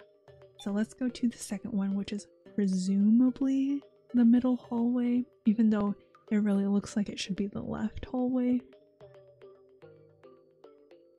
I guess it doesn't really matter. So says there's a red vending machine here. Seems to sell cigarettes, and in the back is the smoking area, I guess. Don't buy anything if you're underage, of course. Can't go turning you into a delinquent, Miss Sarah. Even lots of delinquents don't smoke, honestly. Is that true? Is that true in Japan? Let me think. In the US. Smoking's been out of fashion for a while here. Vaping is definitely the new epidemic. A couple years back, it was I think it was sort of starting up and pretty common for popular delinquent kids to vape. Recently, I think they've sort of banned this advertisement of flavored vape pen cartridges to minors. However, it's still a pretty common thing. I don't know if high schoolers still have access to it, but yeah, especially the disposable ones. I know they're not that expensive, so since the stigma of smoking and tobacco products doesn't extend to e-cigarettes for some reason and vape pens, it's a lot more socially acceptable to vape, which is, you know, it's still not good for you, but yeah. And especially since vape has flavors like cotton candy and blueberry and all these like fun candy flavors, I think it makes it very easy to forget the impact that it's probably having long term on people's lungs. It's a very live in the moment sort of poison, and you know, that's a theme for the current generation. So one of those things where it's like, you understand it, but that doesn't make it any less unfortunate. And that's a theme we're going to be seeing a lot in Your Turn to Die as well. Sort of that exploration that humans do some unfortunate, understandable, yet highly unfortunate things when they're under duress and in maybe some not so great situations. Let's go. Wait. Let's take a look at the vending machine first. The vending machine is stocked with cigarettes. There's something in the dispensing slot. Obtained a cigar. It's got a high-class feel, huh? Cigars, I do agree with so, actually. I agree so. Cigars do feel high class. The back seems to be a smoking area. I think it's because you don't really see them often, so it's like when you see it, like, oh yeah, associate it with movie gangsters and mafia dons and stuff. Let's check out the game room. Is this a game room? Pretty lonesome, considering. Feels like there'd be some kind of puzzle or trick to this place. I'll rely on your insight, Miss Sarah. A cigar with high quality wrapping. Dude, what if it's like a $40 cigar or something? There's like this weird exponential curve for luxury products. If it's marketed as a luxury product, it costs an insane amount markup beyond just that it's a higher quality. And I could absolutely see Asunaru just casually dropping like $100 gold leaf wrapped cigar into the death game just because, even if a normal one would do. It's a dartboard. How dreary. Playing here would just feel lonely. What's that thing above the dartboard? Seems to be a breeze blowing.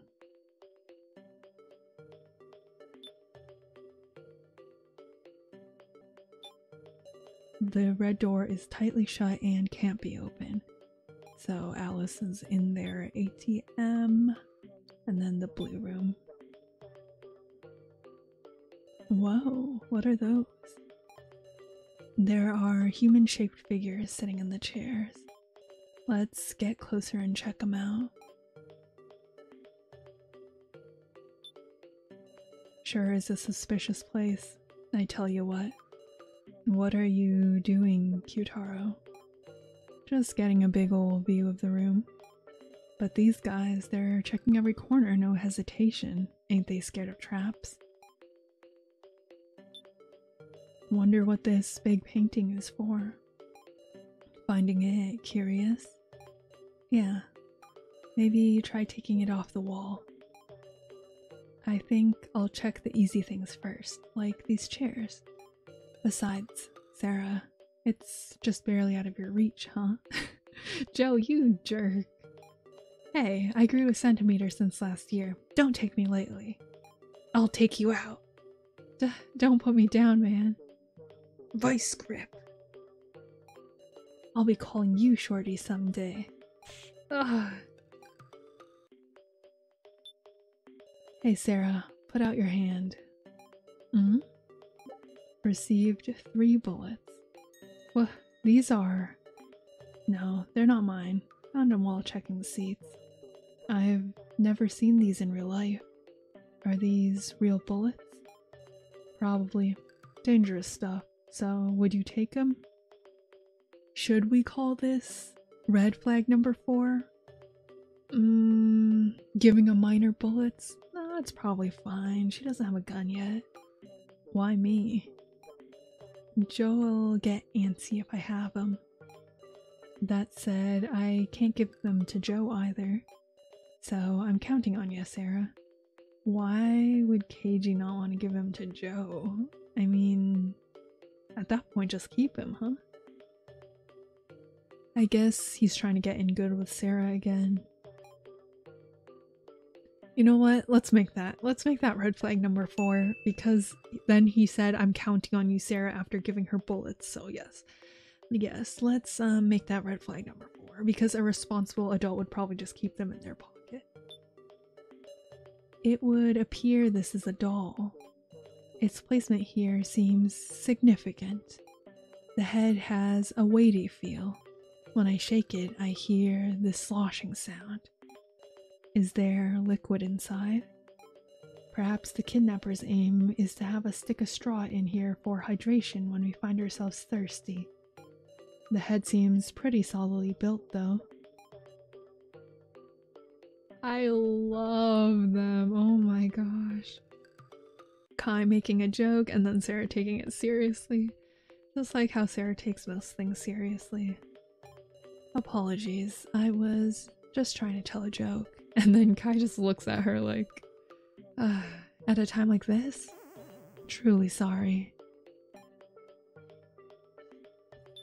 Something strange is sitting in the chair.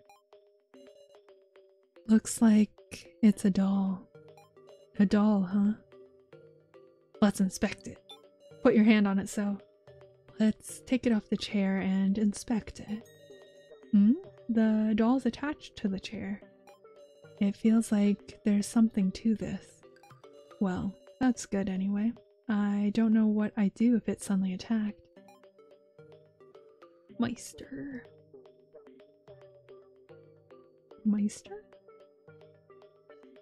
Oh, okay. This is actually a pretty cool setup though. Imagine like a home cinema or something that's sort of like this. The walls are sort of purple and then the gout between the bricks, the mortar between the bricks is red.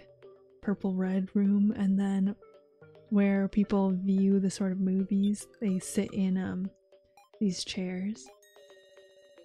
Oh shoot, I accidentally found something. Taking a closer look, there's something between the doll and the chair. Is this a gun? Obtained a revolver. Hey, so you having a panic attack? Don't worry, we won't shoot you. What are you planning to do with that, Sarah? Eh? Ah, sorry, Miss Sarah. My mask slipped a little bit. Hey, would you give me that? Sure, here you go, so catch. Aren't you scared? Giving this to a total stranger. Thinking it's safe just because there aren't any bullets? No way, Miss Sarah. You carry this yourself. Don't hand it to someone so easily. Did So not see KG giving us bullets? I guess he didn't. I understand. I'm happy you trust me, though. I love imagining that Sarah just tosses the gun at So when he asks for it, because that would freak him the hell out. Just everything Sarah does is like, what's the word? Not unconsciously, inadvertently, there we go. Inadvertently reinforcing the idea to So that she's super dangerous, even though she's literally just brash, a little bit brash and hot-headed and blunt and straightforward. So she just like does things sometimes, and confident. There we go. That's the word. And confident. Yeah, but back to my movie theater point. Just imagine lounging in some cool checkered recliners, and then right here, on the wall across from you, you get to watch a movie on like a massive screen that covers the entire wall. That would be fun. And then like the top people would have to climb up a little ladder. It's sort of like bunk bed movie theater. That does sound kind of fun. That does sound kind of fun. Let's see, we got some real bullets. Live bullets, I have 3. Can be loaded into a gun and fired. Extremely lethal. A revolver, a weapon that fires bullets. Can be charged with up to 9 bullets in its circular chamber. What's the large hole in the center for? Okay, let's head on out.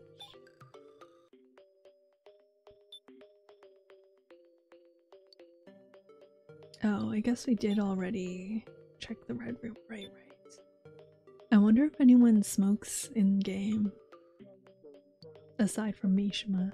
Do you think KG smokes? I think maybe when he was, well, no. He was better when he was younger. So I can't say maybe when he was younger. He wasn't a delinquent. He was like a stand-up dude. Honestly, maybe Reiko. I could see Reiko smoking. I could also see... I was gonna say I could also see Now smoking, but I actually think Now is quite young. So probably not. I always get the vibe from her that she's like 23, but in actuality, she's only 19, that's really young. I think maybe she wouldn't smoke. Maybe when she's a little older, picking up some of those bad artist habits from Mishima. Let's add to our little mental Among Us dot map of where everyone is. The boys are in the smoking area hallway. I mean, in the Russian roulette room through the smoking area hallway. And then let's add the final dots to our little mental map. This looks like a cafeteria. I wonder if our kidnappers are telling us to eat up here. That's a lot of chairs. There's something on the table. Obtained a small dart. It's small, but it looks fancy. The tip is sharp, so be careful. Yes, Mom. There's something on the table. Obtained a lighter. That's an expensive-looking Zippo lighter. I guess I didn't notice it the first time, but every single prop, even in the facility, seems to be quite well made and pricey. A stylish Zippo lighter. A fancy dart. It's extremely solidly made. Could probably combine this with another item. Let's combine it. Stuck the dart through the large hole in the center of the revolver. Combined the dart with the revolver. Everything's worth a try. Can I fire the dart with this now?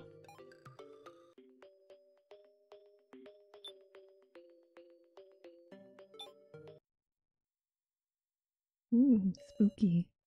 What an imposing atmosphere. That red lamp is eerie. Don't think I have the courage to enter that door.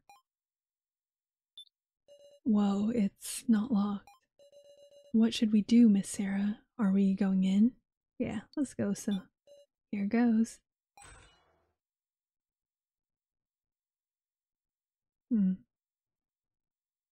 Little bunnies.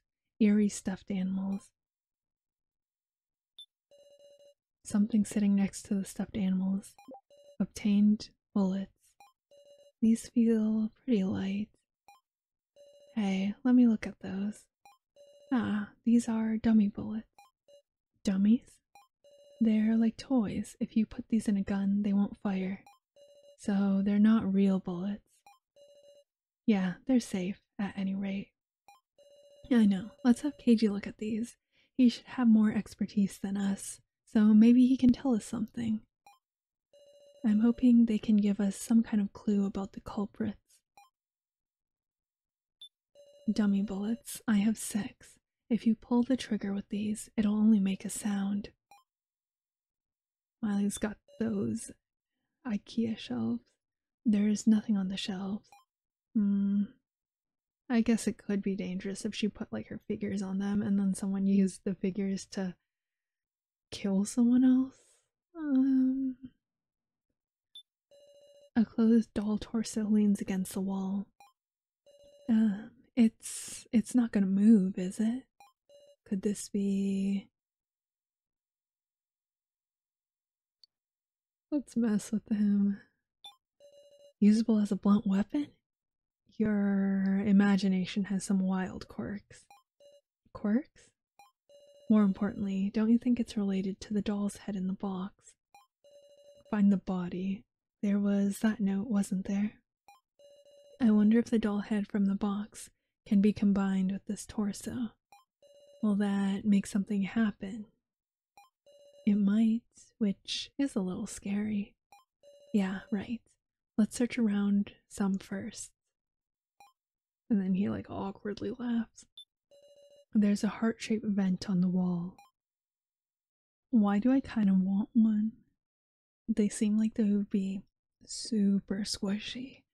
Like, not squishmallow material, but more sort of slightly fuzzy, minky fabric. And then I imagine they would actually be quite dense on the inside. So it's one of those plushies where you can grab it and it feels like it has some genuine weight to it. And it's fun to sort of like squeeze. Okay, let's go. I think that sort of also validates my theory a little bit that So didn't see KG giving us the bullets, because when Sarah picked up the dummy bullets, he immediately jumped forward and he was like, let me look at those. So I think he would be a lot less keen about Sarah having the gun if he saw that she had real bullets.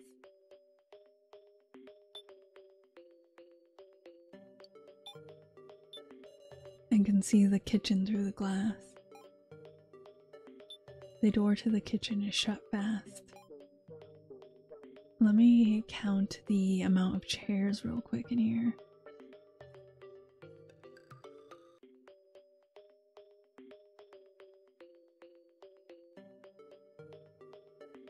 There's at least 20 chairs.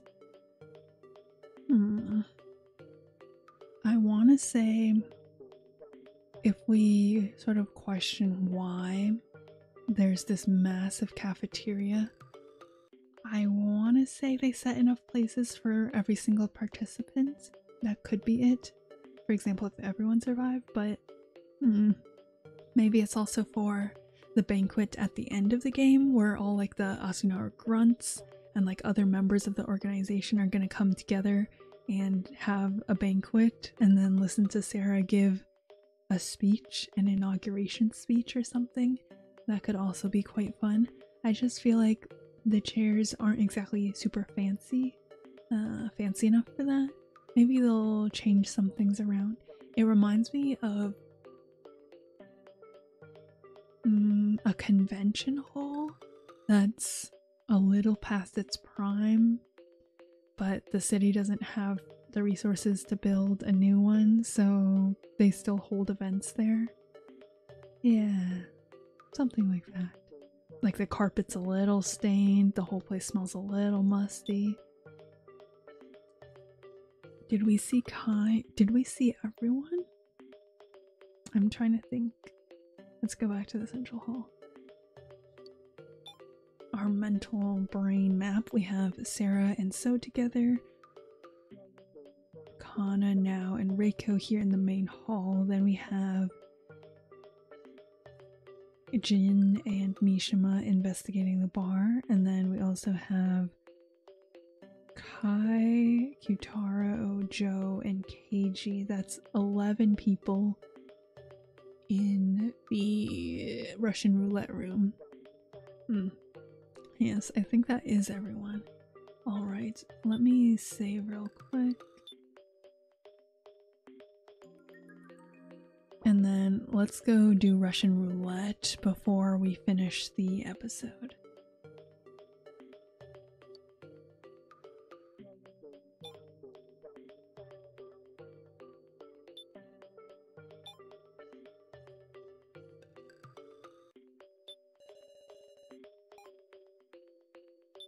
It's a dartboard. How dreary. Playing here would just feel lonely. I know. I can shoot the target with this dart-loaded revolver. This is one of my favorite mental scenes. It's probably not canon, but I just love imagining it. So Sarah just stands in front of the board without even doing the thing where she misses if she just throws the dart by hand, and then later the dart magically reappears on the table, meaning that someone's obviously watching them through cameras. Sarah just stands there, immediately knows what to do like the girl boss she is. She takes the gun, she stabs the dart in, So's watching her with absolute horror. She lifts the gun, she sights her target, and then she shoots, and then it's a perfect bullseye right through the middle of the dartboard. And then So's just standing there like, oh yeah, I'm absolutely gonna die. The image of Sarah being a perfect shot even without training is horrific, but also so fun, just so fun.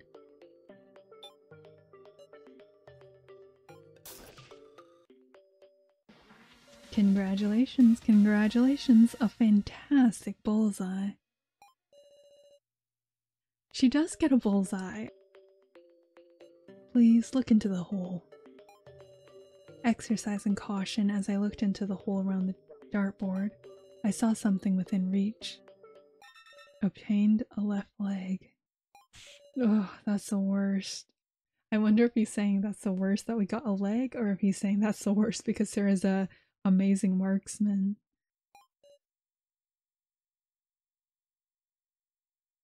Oh, looking closer, it's a doll's leg, huh? How mean to pull the same trick over and over. I'll hold on to this.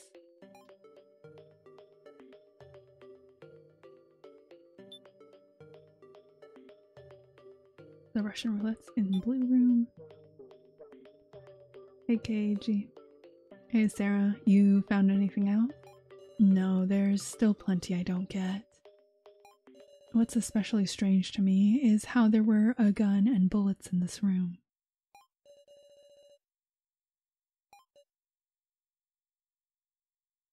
What meaning could there be to the kidnappers giving us a weapon? Might want to cause discord. Discord, I'm howling at the moon.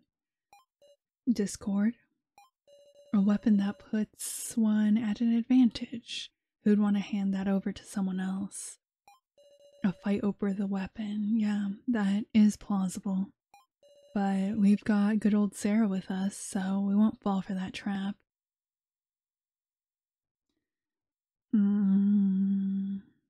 Nah, it's okay. I already gave him like 4 red flags this episode. It's okay.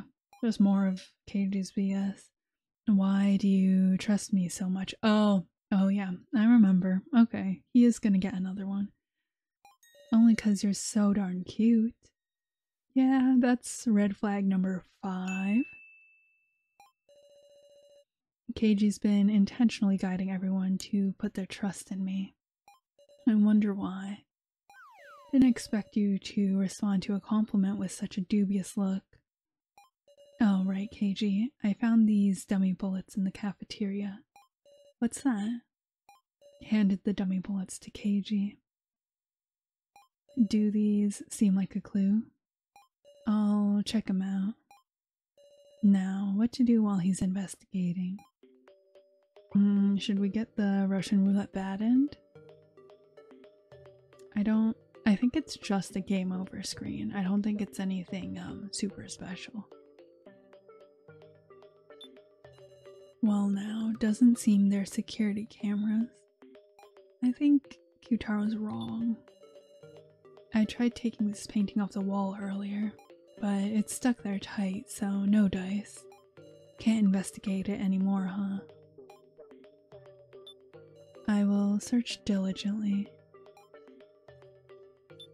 A dubious doll sits in the chair.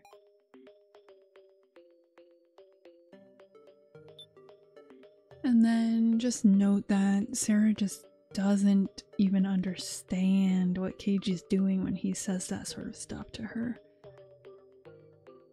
I think it really emphasizes how just dense she is. I'm sure that's caused Ryoko no end of hardship, but in this case, it's a good thing. It's a good thing. Let's try to leave, and then So does some suspicious stuff. I guess I'll search elsewhere. Oh, Sarah, hold on a second. Yeah? Before leaving the room, I turned around and...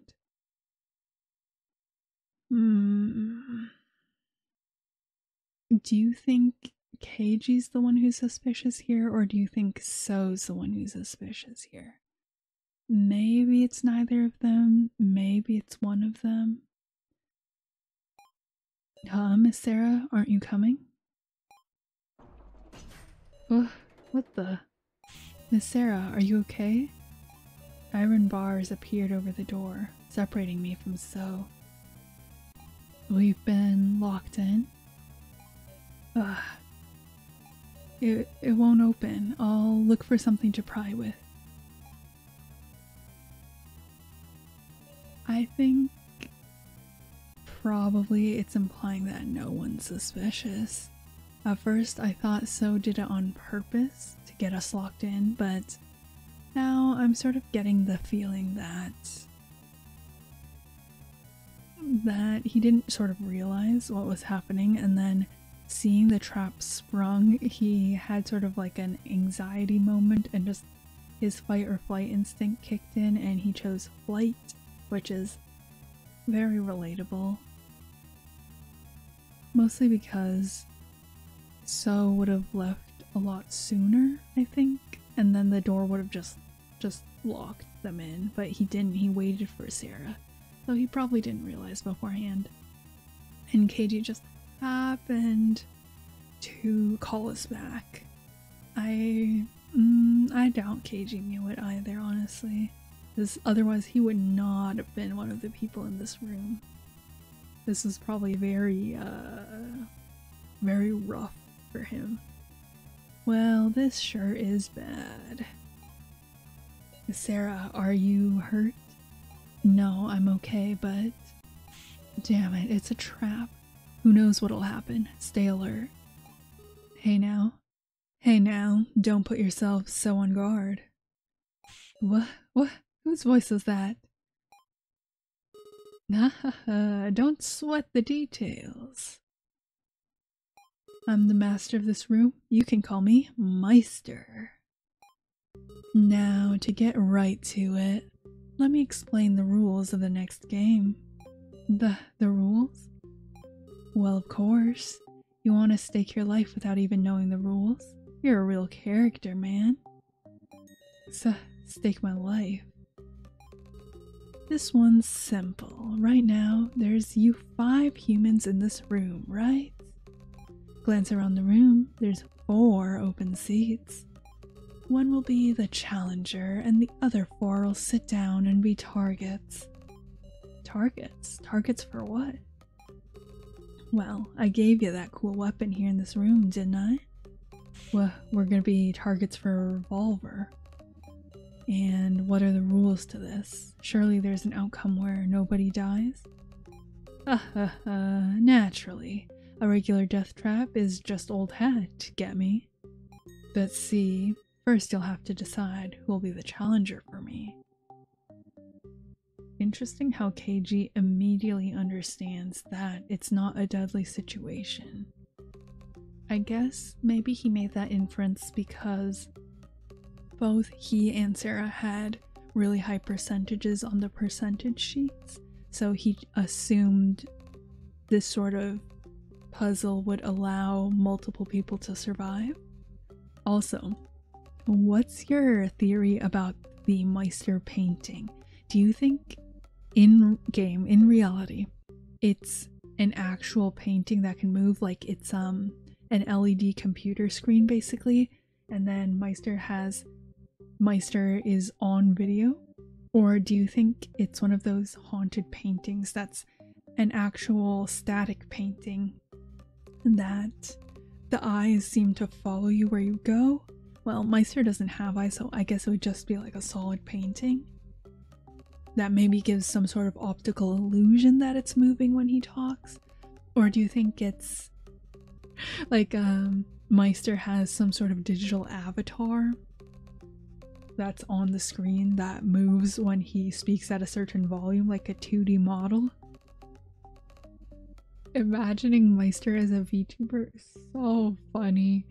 I bet Gashu and the others got like absolutely insane migraines over it. I mean, more power to him, but since he's Sarah's dad, it's just such a funny concept. Speaking of VTubing though, I wouldn't mind putting together a new model actually. I might be able to do it now. I've been watching like some videos and getting better at it. An actual animated one, I mean, not a PNG tuber, but for some reason OBS does not like capturing your turn to die, so I have to record the gameplay footage separately from my voice. So I don't know if it would be possible for this specific game. Maybe it's like some setting I need to figure out, but yeah, maybe for our next one. Ooh, or maybe for our next talking video. I'll think about it. The part that scares me the most about creating a real VTubing model is the animation and rigging. The art part I think I can handle, but the animation part is kind of scary. Maybe I just need to watch some more videos. Let's decide a challenger. You're telling us to decide who's gonna shoot without knowing what the game is? Who's gonna want to be the targets? Will the challenger be safe? Yep. Only the targets get to relish the thrill. What a shame. Oh yeah, about the Meister thing. Personally, I believe that it would be better and more scary if Meister was just a solid portrait. Obviously, we got some anime shenanigans where his mouth is moving here, but it would just be cooler if it was like a speaker or something, and then Meister's voice was coming out of the speaker. And maybe the painting could have a little bit of optical illusion or a little ripple effect or something that makes the painting look like it's shifting slightly. Maybe not that his mouth is moving, but the whole thing is sort of warping. That could be kind of cool. Also, what do you think the dummies look like? Here we only see silhouettes, but do you think they look sort of like medical training dummies or crash test dummies? Ooh, crash test dummies would be really cool because they have those sort of painted patterns on them. Okay. I think I'll imagine them that way from now on. I see. Sarah, can I ask you to be the challenger? What? Don't kid me, you can't decide that all on your own. I suppose it may not be proper to make a young girl handle a gun. I'm in favor of it myself. Sarah's got a clear head. Well, Sarah, you confident? Confident. Let's go. Joe. In that trial, he did what I counted on him to do. Now he's making a request of me. I'll handle this, definitely.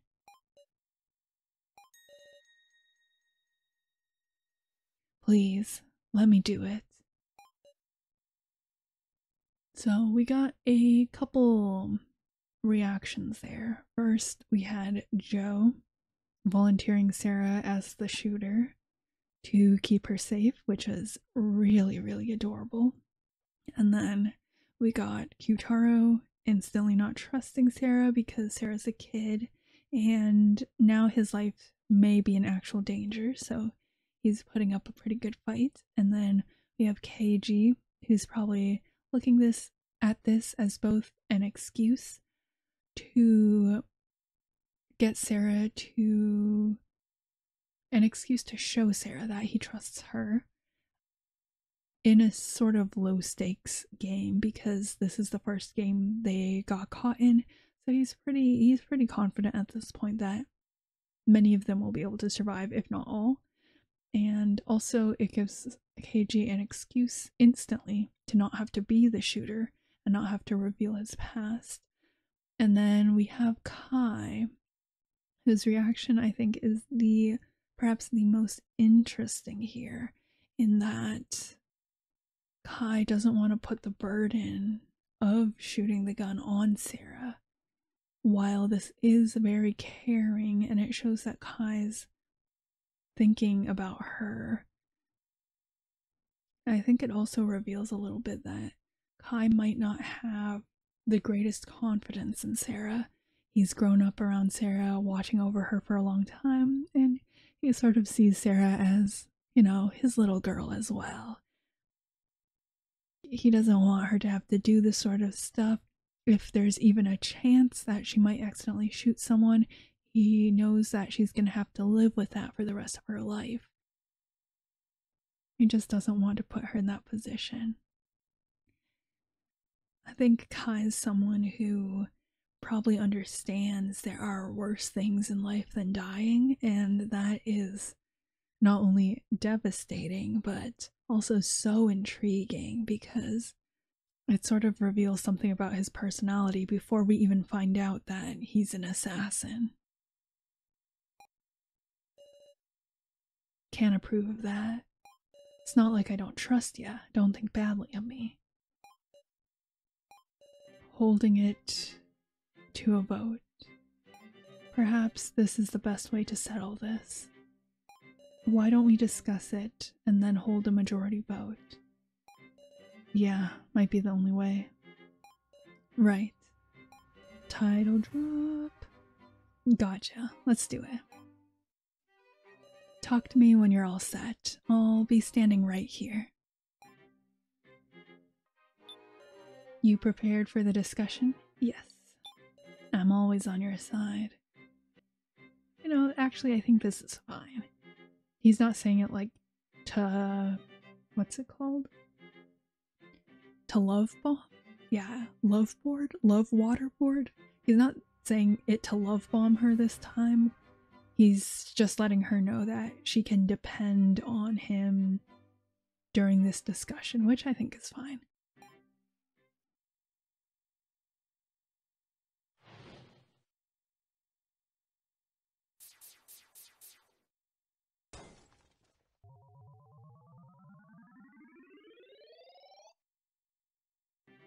Alright, let's discuss who's gonna take the role of challenger. Once we've settled our opinions, we'll hold a vote at the end. Sarah, you know what's up. Show Yttd what makes you worth trusting. Oh, okay. KG's 3 dots. I think he also wants to see what makes her worth trusting. We gotta have the one we can trust most be challenger, I'm thinking. Okay. No objections there, right? So let's talk it out. Straight to the point. I got experience handling guns, so leave being the challenger to me. Is that true? Yep, I hate lies. I got real acquainted with shooting when I went to the US. So you're saying you've had training? I'll keep it simple too.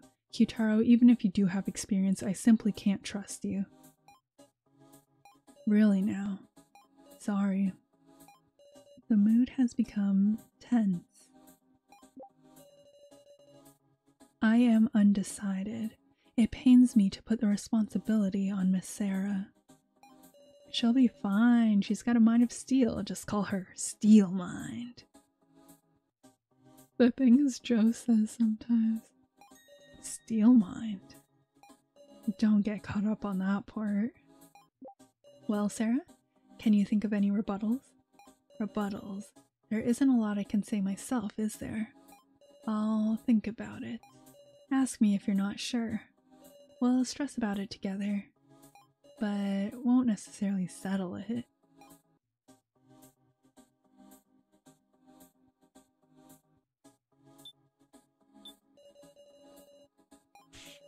Not a lot of people in this country who handle guns. My experience is valuable, ain't it? We don't know what the game entails, but if it requires skill with guns, then yes. Right, I ain't thinking a single thought about keeping my own hide safe. I'm just considering the best way to beat this game. I do get what you're saying, but you guys gotta think about it rationally. It's not like we're not thinking either, okay? Maybe that's the first example of logic that we see in game, that Yttaro's saying they need to think about the game rationally, which is why they should choose him to be the challenger, but here in the scenario, it's wrong to think about it rationally. I mean, I guess it is still rational. It's not emotional. But I don't think they would have arrived to even discuss Sarah being the shooter if Joe hadn't put in that emotional nomination. So in a way, it's still emotional in a sort, if you look at it like from a certain angle. Okay, let's talk to Keiji. I'll keep it simple too. Yttd, even if you do have experience, I can't trust you. We don't have enough time to build trust, that is. And that's why Keiji's relying on the percentages. Precisely. And yet it appears you are very trusting of Miss Sarah. Oh, you can tell? If I may offer my interpretation, perhaps it's because Sarah and Joe are acquainted. Because those two can vouch for each other. You concluded they could be trusted, yes? Do I look that calculating? That comes at as a real shock. It's just intuition. I'm confident in my eye for people. Intuition? I don't believe you, Keiji. I don't think that's true. I see. However, there is a piece missing from your story. Oh yeah?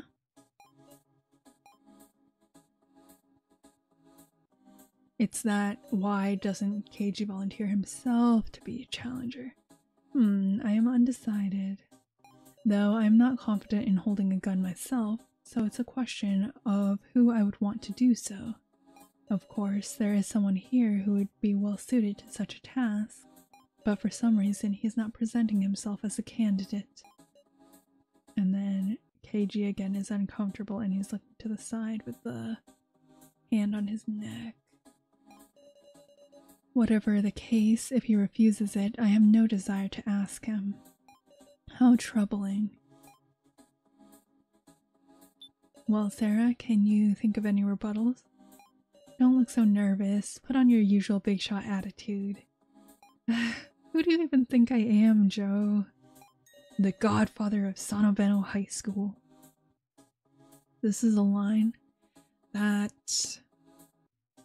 has always been interesting to me. I don't think it implies Joe knows Sarah is a mafia princess or anything. I think it just means he sees her as like a really strong lady. But to us, the player, I think this is sort of implying that the game has ties with the mafia and stuff like that. As we'll find out later, but this is sort of our first hint about it. Because describing Sarah as the godfather is an interesting description. Can you think about this seriously? I don't know how to object. I feel like everyone's arguments are sound and I have no rebuttals to make. true. Thinking about it logically, you don't have much ground to stand on, Sarah. In that case, how about you have two people's statements duke it out? Duke it out? Yeah, pit opposing statements against each other to advance the discussion. So you're saying to borrow the words of others. I'll give it a try. I wonder if that's foreshadowing. So Sarah says that from a logic standpoint, she can't make much of an argument. But then, if she borrows the words of others, she'll have a chance. In the logic route, what's been going on? It's been a while. I think they mostly just did their normal stuff. Just we know that So's gonna have a sort of last stand because he's not very happy, let's just say, with Sarah's big sister teaching philosophy. If she borrows the words of others, she'll have a chance. Maybe it's saying the logic route is where Sarah doesn't have enough ground to stand on, but in the emotion route, she can borrow the words and strength of others, and then she'll have a chance to change Asunaru and the organization as a whole and the city, and transform it from something deep and dark and evil to something maybe more beneficial. I actually quite like that theory. Touch VS to pit one person's statement against someone else's. If the statements are in conflict, the discussion will advance.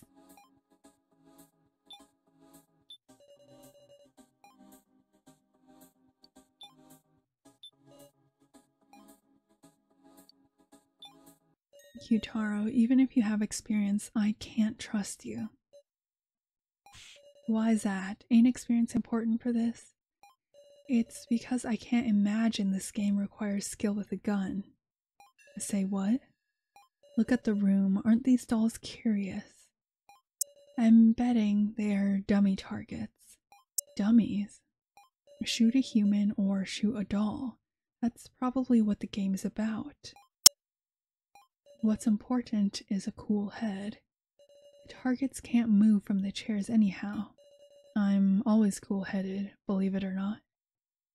Even when you're pointing a gun at someone. It's an awful thing when the person you're looking at could die by your hand. You ever experienced that before? I trust someone determined to save her friend more than an amateur with average training. I get it. Maybe I might not be up for it. But still, I got more to say. Suppose I'll listen.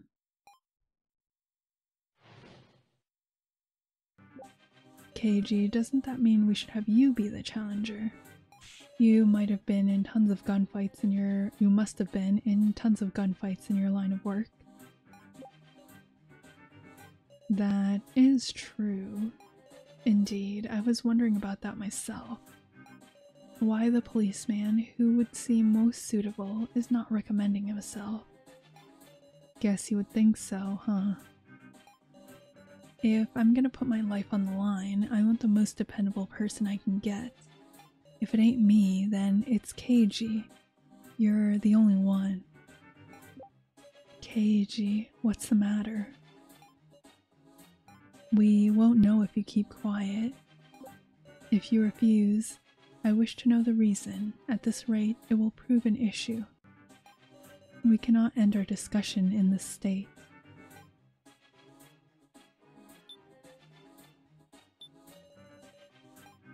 Under normal circumstances, I would never press someone this deeply, but our lives are on the line. So even Kai can't remain aloof forever.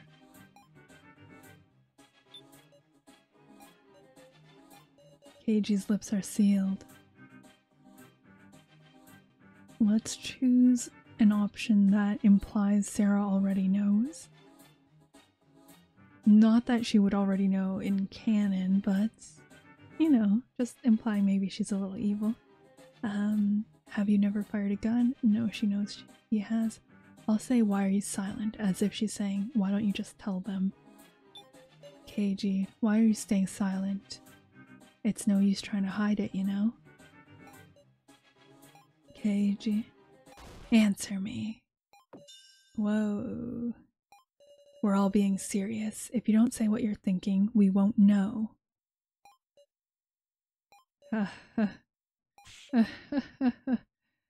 What are you, my mom? That is, not the best comeback you could have.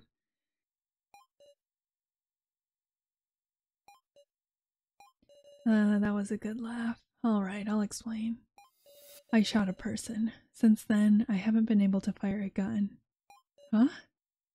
I know, it's pathetic. Should have been prepared for that when I became a detective. But if something like that happened, wouldn't it make the news? Reality is not only what comes to the surface. That's all I got. It's the truth. I doubt he'll tell me anymore, but it seems I've extracted a new statement out of Keiji.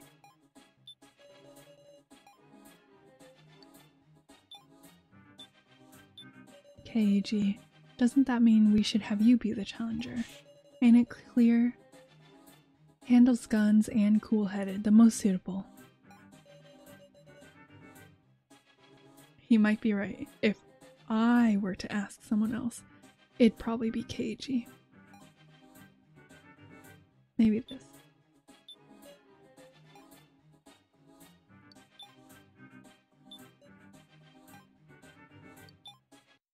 Is that the truth? Yeah. On the job, right? Did the one you shoot die? Looking off into the distance to avoid making eye contact. Traumatic, I bet. Real sorry I can't live up to your expectations. Ever since then, pointing a gun at somebody makes my head go weird. Can't stop sweating. Wouldn't want to make you do it then. So, you'll count on Sarah, right, Kyutaro? Hold on, I'm still uneasy. It's our lives, what's on the line, right? Huh? Kyutaro? I've managed to convince him this much with everyone else's words. Sarah. But in the end, I have to persuade Kyutaro myself. War of words. A war of words will begin with Kyutaro. Kyutaro's statements will appear in speech bubbles. By touching statements, you can refute. You'll deal damage to Kyutaro. Choose the statements that seem like they'd inflict the most damage and defeat Kyutaro. Want to hear it again? Nah, we got it. Use your words and prove to me that you're worth trusting. I've reloaded real quick because I want to do this without any mistakes because I feel like Sarah wouldn't make mistakes. So, Kyutaro was gonna say, I can't trust somebody who's got no experience with a gun. Sarah says, Keiji said earlier that skill with a gun is irrelevant here. I don't have any experience, but I can think calmly, and I'm determined to save everyone. We should leave it to Keiji. Keiji's trauma means he isn't even able to point a gun at a person. But, even still, would you put your life in the hands of someone who wouldn't trust himself? Ah, damn it, that's true. You really got confidence? I do. I can say this much loud and clear. I'm confident I can save everyone. No value in trusting your life to someone with no confidence. If even this doesn't freak you out, that's nothing to sneeze at. Are you fine with putting everything on Sarah? Joe and Keiji have acknowledged me from the start. And even now, that hasn't been shaken. Kyutaro, please believe in me too. She might even end up shooting her own friend. That's exactly why I definitely won't mess this up. Not only Joe, but Kyutaro, Keiji, Kai. I won't let any of your lives be taken. Kyutaro, right now, you can't possibly feel a stronger determination than me. You got a point there. To me, you're strangers. I just met all of ya. Can I bet on your desire to save your friend? Please, count on me. What a weird-ass high school girl. Oh yeah. I'm exhausted. Me too. I've never strained my voice so much before.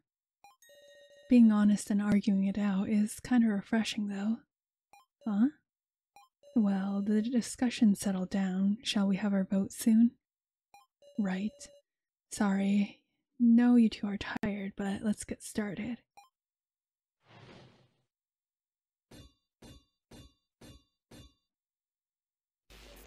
Sarah, 4 votes. Yttd, 1 vote. Well, seems it's decided. There'd be no objections, right? Huh, naturally. Sarah, ain't hardly any kids these days who can make themselves as clear as you. I feel like I can bet on ya. Do you think Yttd gambles? Oh yeah, definitely. Yttd, what a cool thing to say. Man, looking at you guys just makes me feel like I'm being selfish. Alright, good luck with the rest, Sarah. It's all riding on you. Right, leave it to me. Well then, shall we take our seats? Kai, actually, I can't tell if that's Kai's neutral face or if he looks a little unhappy. Kai. Now's not the time to think about the meaning of Kai's vote. I mean, Kai did just straight up tell her, right? That he didn't want to saddle her with the responsibility. Things are just about to get started. Okay, once I've prepared myself, I'll talk to the man in the painting. Let me think about our mental participant location map.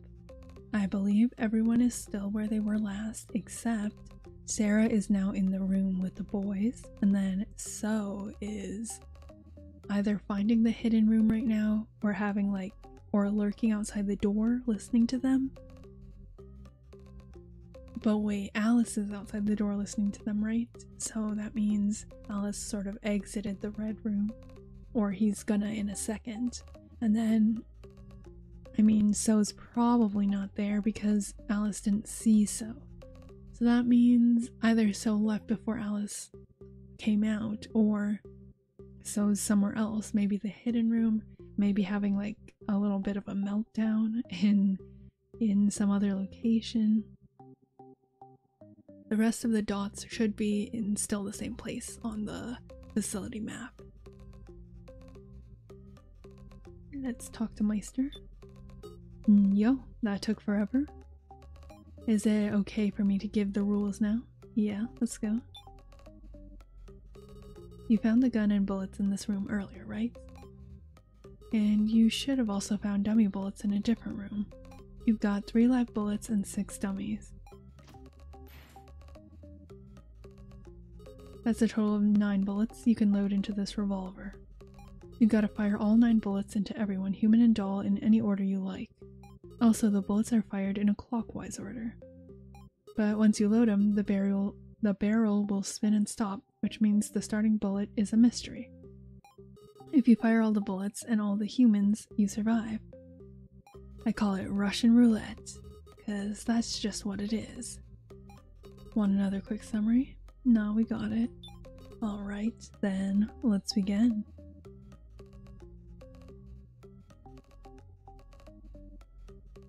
First up, load the gun how you like it.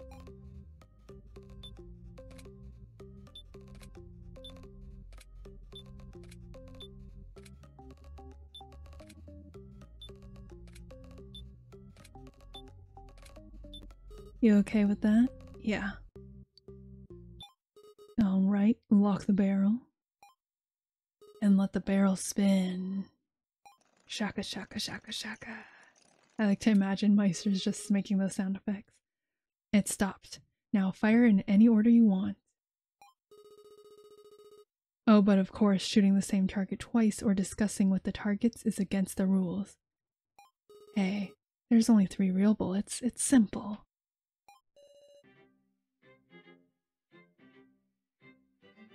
This is the one thing I can't mess up. I'm going to do this on my own. Shoot the doll, yeah. The doll's head flew off.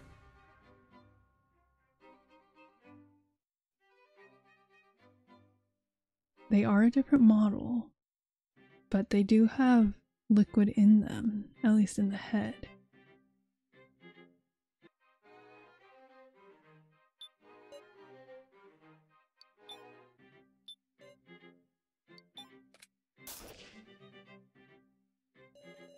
My heart was about to explode. Joe survived.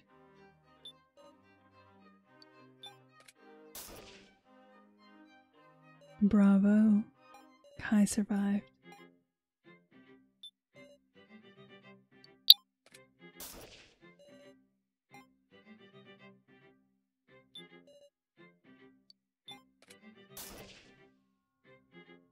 Ooh, feeling numb.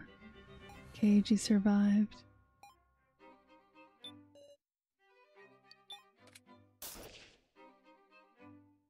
Oh, now I'll be okay. Yttd survived.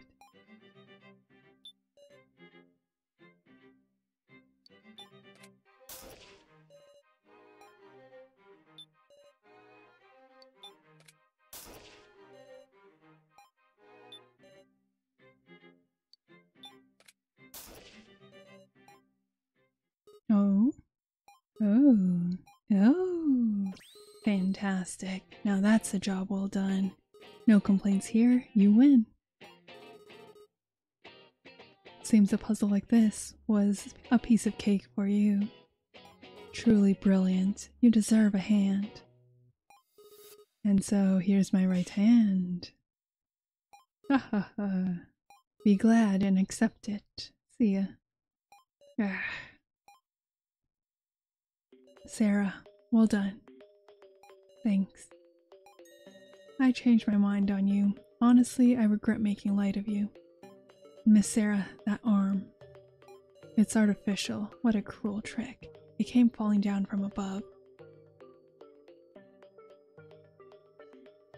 I was observing Meister's dialogue just now, and he doesn't resemble Sarah's dad much. I wonder if this is maybe an AI program of him, or if at this point in time Nonkadai hadn't realized he wanted to make Meister a floor master, and he just wanted to make a cool, quirky boss for this room. Also, fantastic subversion of Chekhov's gun, in which we got the gun, we got the payoff. But then, what was really foreshadowed was the Russian roulette game, which we see here and then we'll see again in chapter 3 at a much larger and more devastating scale. Just so cool. The idea that foreshadowing can be paid off, but not really paid off because it's foreshadowing something even larger in the future is crazy. It's like Chekhov's gun, and then Chekhov's gun is fired, and then the entire room where it was fired is the Chekhov's gun for a larger plot element. That's just, oh, that's so cool. Find my body, wasn't it? Ah, seems relevant to the note with the doll's head. So it'd be a good idea to take this along. Guess we gotta, I'll carry it in this box. Oh, okay, so Yttaro's just been bringing it along with him, I guess, this entire time. Yttd put the arm in the box. He stuffed it in so crudely. Okay, we've got a clue of sorts. Let's get out of here. So never came back, did he? Wonder where he went. Did we lose him? Oh well, I guess. Sarah, you were with So, right? It's dangerous to be alone, so I'll search together with you.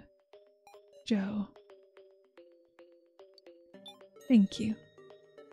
Wow, honest for once. I'm always honest. I believe Sarah. Except for with her feelings, maybe. Well, I think if anyone confronted her, she might honestly tell them. Especially if it's Joe. Well, we'll be heading out. Hold on, you got 1 second? He left. Miss Sarah. Earlier, I neglected to thank you. Allow me to state my gratitude for taking on such an important role. Thank you very much for saving us amid such great pressure. It's only natural, Kai. After all, you fed me delicious jam and bread for, let's see, about 10 years. How gallant. Miss Sarah, you are no average high schooler. Keiji noted that you are clear-headed, but what's truly superb is your heart. Indeed, you have a mind of steel. However, overdoing it brings harm to yourself. You must not shoulder too much. Right. Come to think of it, Kai, why did you... Kai...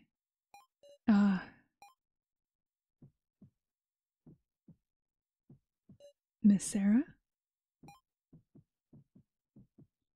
Is something the matter? Why now? Why did I only just notice? Why did I remember? Kai is... that stalker. You look unwell. I'm fine. I can hardly get any words out. I can't let him suspect me. I can't let him realize. Just who is this person? Miss Sarah. I wonder what he was gonna say. Sarah, are you okay? Joe, it's okay. I just felt a little drained. Don't push it. Lean on my shoulder and we'll rest. Let's walk. I feel like I'll calm down if we walk. Got it. Sarah, I'm okay now. For real? Really. In exchange, if I say any complaints, you'd better come help me right away. So, you're energetic enough to order people around. Fine, complain anytime. I can't tell Joe yet. I'm sort of solidifying my ideas about Joe and the Death Game Night incidents at the moment. At first, I was a little worried that perhaps I didn't have as good of a grasp on Joe's character as I could because I can't read Japanese and Joe has a light novel detailing the events of Chapter 1 from his point of view and Sarah's point of view alternating. However, while doing research, I found out that the light novel is actually not canon in that it's an alternate universe of the same events, so we really don't have to worry about it as much. It differs in quite a few ways. For example, the Russian roulette game works differently, and essentially the shooter is the one in danger, and Joe and Sarah trade off being the shooter in order to shoot dummy targets. Like, all the dead participants were little placards on the Russian roulette dummies, and then Joe and Sarah had to shoot the miners with real bullets. Let's just say that even the description sounds awful. Additionally, it wasn't written by non-Yttd, so while it may contain some characterization for Joe, I think we're okay in not having read it. Today we reviewed the main hall scene, floor 1 exploration, and Russian roulette. I feel like I understand this part pretty well. I've been making a list of questions that have spawned in my brain that I'm trying to answer as we go, and for this section, I feel like we haven't spawned too many. Last episode, I think I wrote down 30 questions about, which is a lot, but yeah. At this moment, the participant location map is easy to track mentally, it's about to get very difficult because we're going to have some blackouts, which means characters just teleport to new locations essentially, and we have no idea what's going on. We're also going to get discussions which Sarah aren't part of. For example, the Joe and Keiji one, I believe in this side convo, Joe's just asking Keiji to look after Sarah, and Keiji's like, okay, I'll do my best. But later, we know that Joe talks to Kai, and then does Joe talk to So? Something like that. And we don't get to witness those conversations, so we're gonna have to try to insert them into the timeline somewhere where when we can't see Joe or Kai or So on the map.